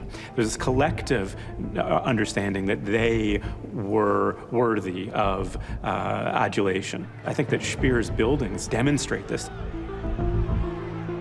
Hitler hat gesagt, die große Halle, ja, da sollte ursprünglich oben der Adler sein, der das Hakenkreuz in den Klauen hat. Und er hat die Planung umgeändert. Er hat gesagt, der Adler soll die Weltkugel in den Klauen haben. Sie sagen eigentlich damit, hier ist der Mittelpunkt der Welt. Es ist also ein steingebauter Rassismus eigentlich. Speer's huge monuments to Hitler would have stood along the so-called Avenue of Splendors, dwarfing everything around them. So you'd arrived, you'd see these ginormous buildings, and then right at the end you'd see the Volkshalle. Ja, das damals das größte Gebäude der Welt werden sollte. And what's this building here in red? Das ist der Reichstag. So that's the Reichstag that's standing now. Ja. So that just gives you an idea. That's what they wanted to build. How much bigger that is than the Reichstag. Ja. That's extraordinary. Ja, das ist eine reine Kulisse, nur Kulisse eigentlich für die große Inszenierung des Nationalsozialismus. In 1937, 3 years before their Paris tour, Hitler had appointed Speer, Berlin's chief building inspector, to prepare the city for its mighty transformation. Speer's master plan meant tens of thousands of Berlin households would have to be demolished to make way for construction. That would have deadly consequences. So we're on the bank of the Spree right now, and on the other side is the Reichstag. Yes. And so I've come to meet historian Susanna Willems to find out more. I wanted to take you to these Stolpersteine, the commemoration for 10 people who used to live in one flat which was vacated in early 1941. So he'd earmarked this area and other parts of the city to be demolished for the world capital, Germania, yes. Building, to rehouse the people that were being evicted from this area. They were evicting Jews and rehousing these people here.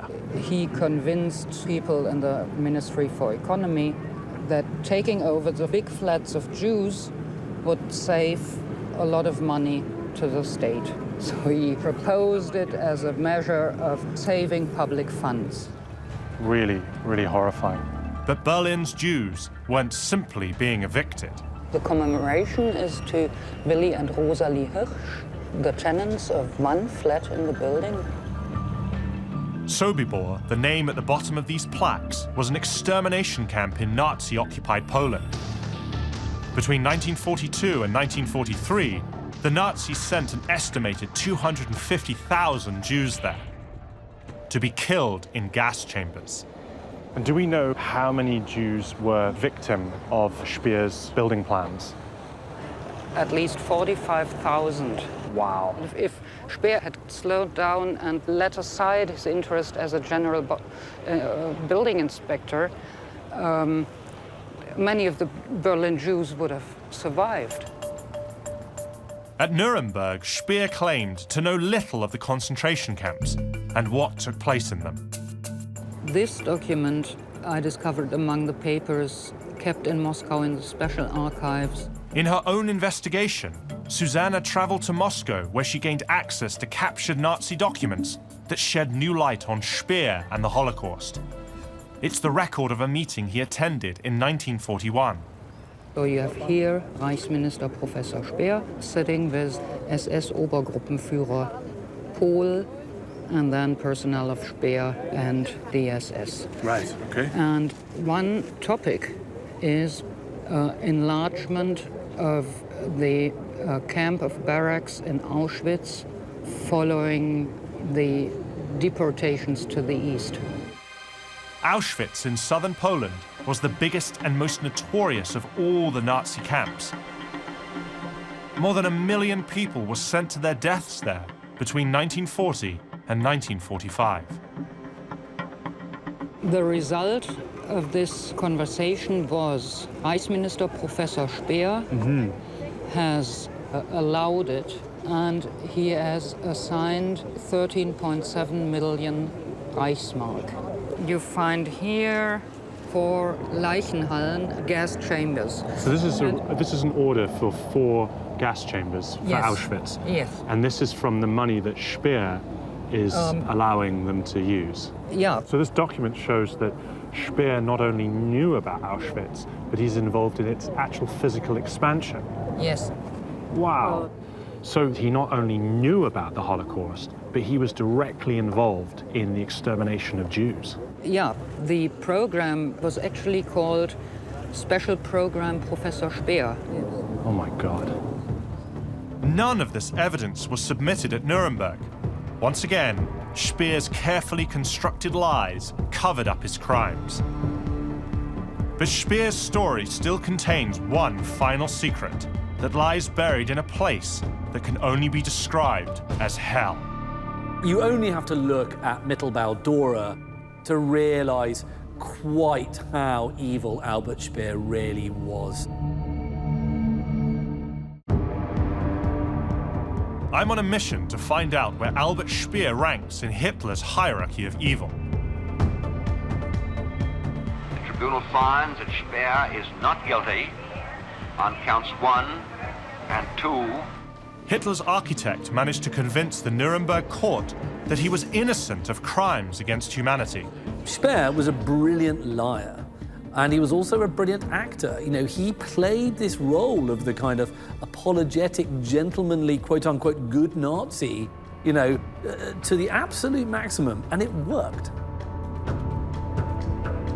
I'm on my way to a place that will prove, beyond a shadow of a doubt, just how guilty he was.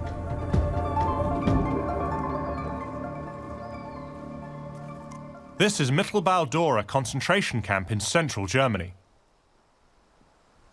It doesn't look very imposing at first glance, until you discover that most of the camp is underground. It's incredibly cold, and it's damp. It's got a musty smell about it. It's here that Albert Speer committed atrocities that almost defy imagination.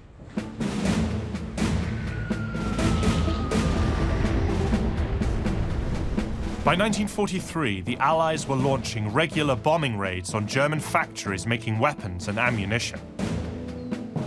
To keep the Nazi war machine running at full steam, Speer took production underground. Wow, look at the size of this place.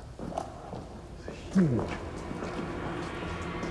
In all, 60,000 inmates were forced to work down here in conditions that were utterly inhumane. People were basically forced to be troglodytes living underground for months at a time. This camp also stands out as it was a key production facility for one of the most powerful weapons of the entire war. This is an engine from a V2 rocket, and that's what they were assembling down here in these tunnels. The V2 rocket was the world's first long-range ballistic missile. It had a guidance system that enabled it to hit targets up to 200 miles away. Hitler unleashed the V2 on the cities of Western Europe and Britain in September 1944, causing devastating damage and mass civilian casualties. It was the Führer's last, desperate attempt to prolong the war and remain in power. But to make that happen, he needed a steady supply of V2s to hurl at them. Look at this. Parts of rockets. So this is clearly chamber 44, one of the chambers where the laborers were forced to build armaments. At one point, 1,000 laborers were forced to live in this small chamber. Slaves worked and slept down here for months on end, using barrels for a latrine. Speer visited Mittelbau-Dor personally, so any denial on Speer's part of knowing the extent of the conditions and the suffering there is a complete lie. Laborers were regularly worked to death, building a weapon that in reality didn't pay off. The big irony about the V2 rocket is that more people were killed making that rocket than were killed by that rocket. You only have to look at the grim statistics of Mittelbau-Dor to realize what a horrific place it was. Between 43 and 45, 60,000 people were sent there, and only 20,000 got out alive. That's 40,000 deaths right on Albert Speer's doorstep. Ooh. And these look like stretchers used to bring the dead bodies of the inmates up here.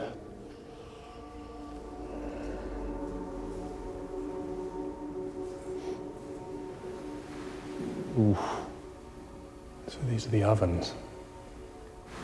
Oh, shit. I must admit, I feel physically sick being so close to these ovens, knowing what they were made for, specifically for burning the bodies of inmates who had died here.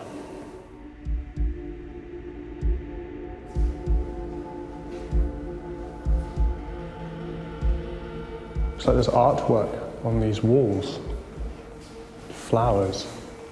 It's so strange to see artwork on the walls of a crematorium. Ultimately, Speer never shared the fate of the thousands who died behind the camp walls.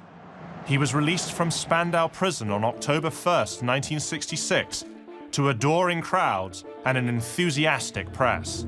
What I find extraordinary is that Albert Speer emerges from Spandau after 20 years imprisonment, and he becomes the kind of darling of the talk show circuit. And he's even interviewed by Playboy magazine.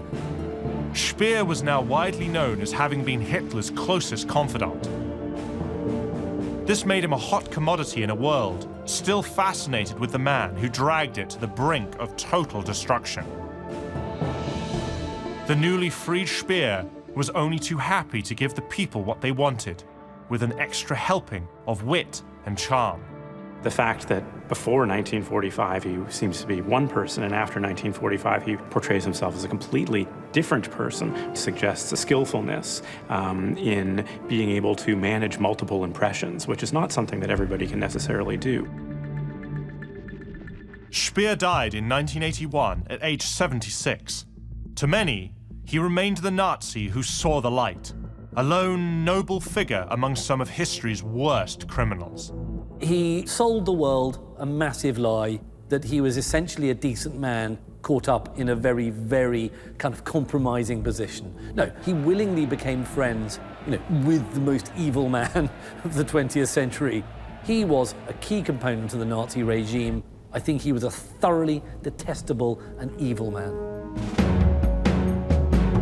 Now it's time for me to find out where that man ranks in Hitler's hierarchy of evil. And there's a question about whether the person who does it because he's truly devoted to the cause, or the person that does it because self-benefit is worse. Which one is truly worse? My mission to Germany has given me new insight into Albert Speer's involvement in both the Nazi war effort and the Holocaust. It's also exposed the many lies he told to escape the death penalty and whitewash his legacy. Now it's time for us to decide where he should sit in the hierarchy of evil. Using our unique system of playing cards, I want to know where Speer ranks in Hitler's Most Wanted. One of the places I visited was the Nuremberg rally grounds, which Speer obviously designed. How important a moment was that for Speer?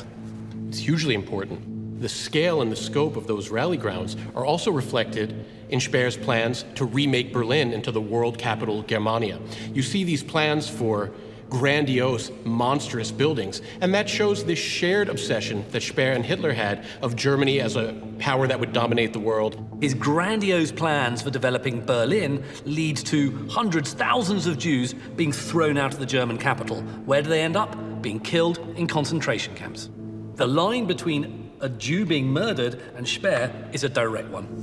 In his memoirs, Speer denied being an anti-Semite and a true believer in Nazi ideals. But even if this was true, would it absolve him of his role in the Reich's crimes against humanity? Of all the places I visited, the place that had the biggest impact on me was the Mittelwerk tunnels, where thousands of slave laborers were forced to build weapons for the Nazi war machine. When you went to those tunnels, you saw what Speer didn't want you to see. Speer wanted the world to believe that he was a technocrat, that he was swept along by the currents of history, that he wanted to do his job, be an architect, and didn't have political impulses, didn't have political convictions, and didn't know about the atrocities that were going on. In his roles as building inspector and armaments minister, Albert Speer caused the deaths of tens, if not hundreds of thousands of people. Yet his carefully conceived lies convinced his accusers that he was an innocent man. Speer would love to be remembered. He'd love to be remembered as the Nazi who was welcome at salons, the Nazi who didn't know what was going on, the cultured and cultivated Nazi. We have to dispense with all of that. It sounds as though everything after 1945 is a falsehood, is a lie. Well, and that deflection of responsibility is psychologically important to be able to cope with the atrocities that one commits. I think that actually Speer's lying and this presentation of seeming innocence after the war also helps Germany and a lot of Germans come to terms with what took place in Germany. It makes them feel, well, if Speer is innocent, then the average German could also feel innocence. We think of Joseph Goebbels, propaganda minister, as the greatest liar the world's ever known. He wasn't. Albert Speer was. He was one of the very worst guys. And the fact that his deputy got hanged at Nuremberg and he didn't shows you quite what he got away with. So now I'd like to come to a conclusion as to where we think he ranks in the Nazi hierarchy of evil. Guy? Well, I'm putting him really high because it really annoys me that Speer has got away with it for all these decades. I'm going to give him a 6. Anthony? If you're talking about a militaristic regime and wars of aggression, the armaments minister has to rank high. Add to that his role in the Holocaust, and he's a 6. I'm surprised, truthfully. I instinctively, from what I know and from the psychology of it, I would have ranked him lower, but I'll defer to the historians on this one. I completely agree with you guys. I think that the myth that he created after the war has gone on for far too long, and he is definitely 6. Makes him the King of Hearts. Albert Speer's deception is one of the most outrageous injustices to come out of World War II. For that, and the monstrous crimes he committed in the name of the Nazi regime, he ranks 6 in Hitler's hierarchy of evil.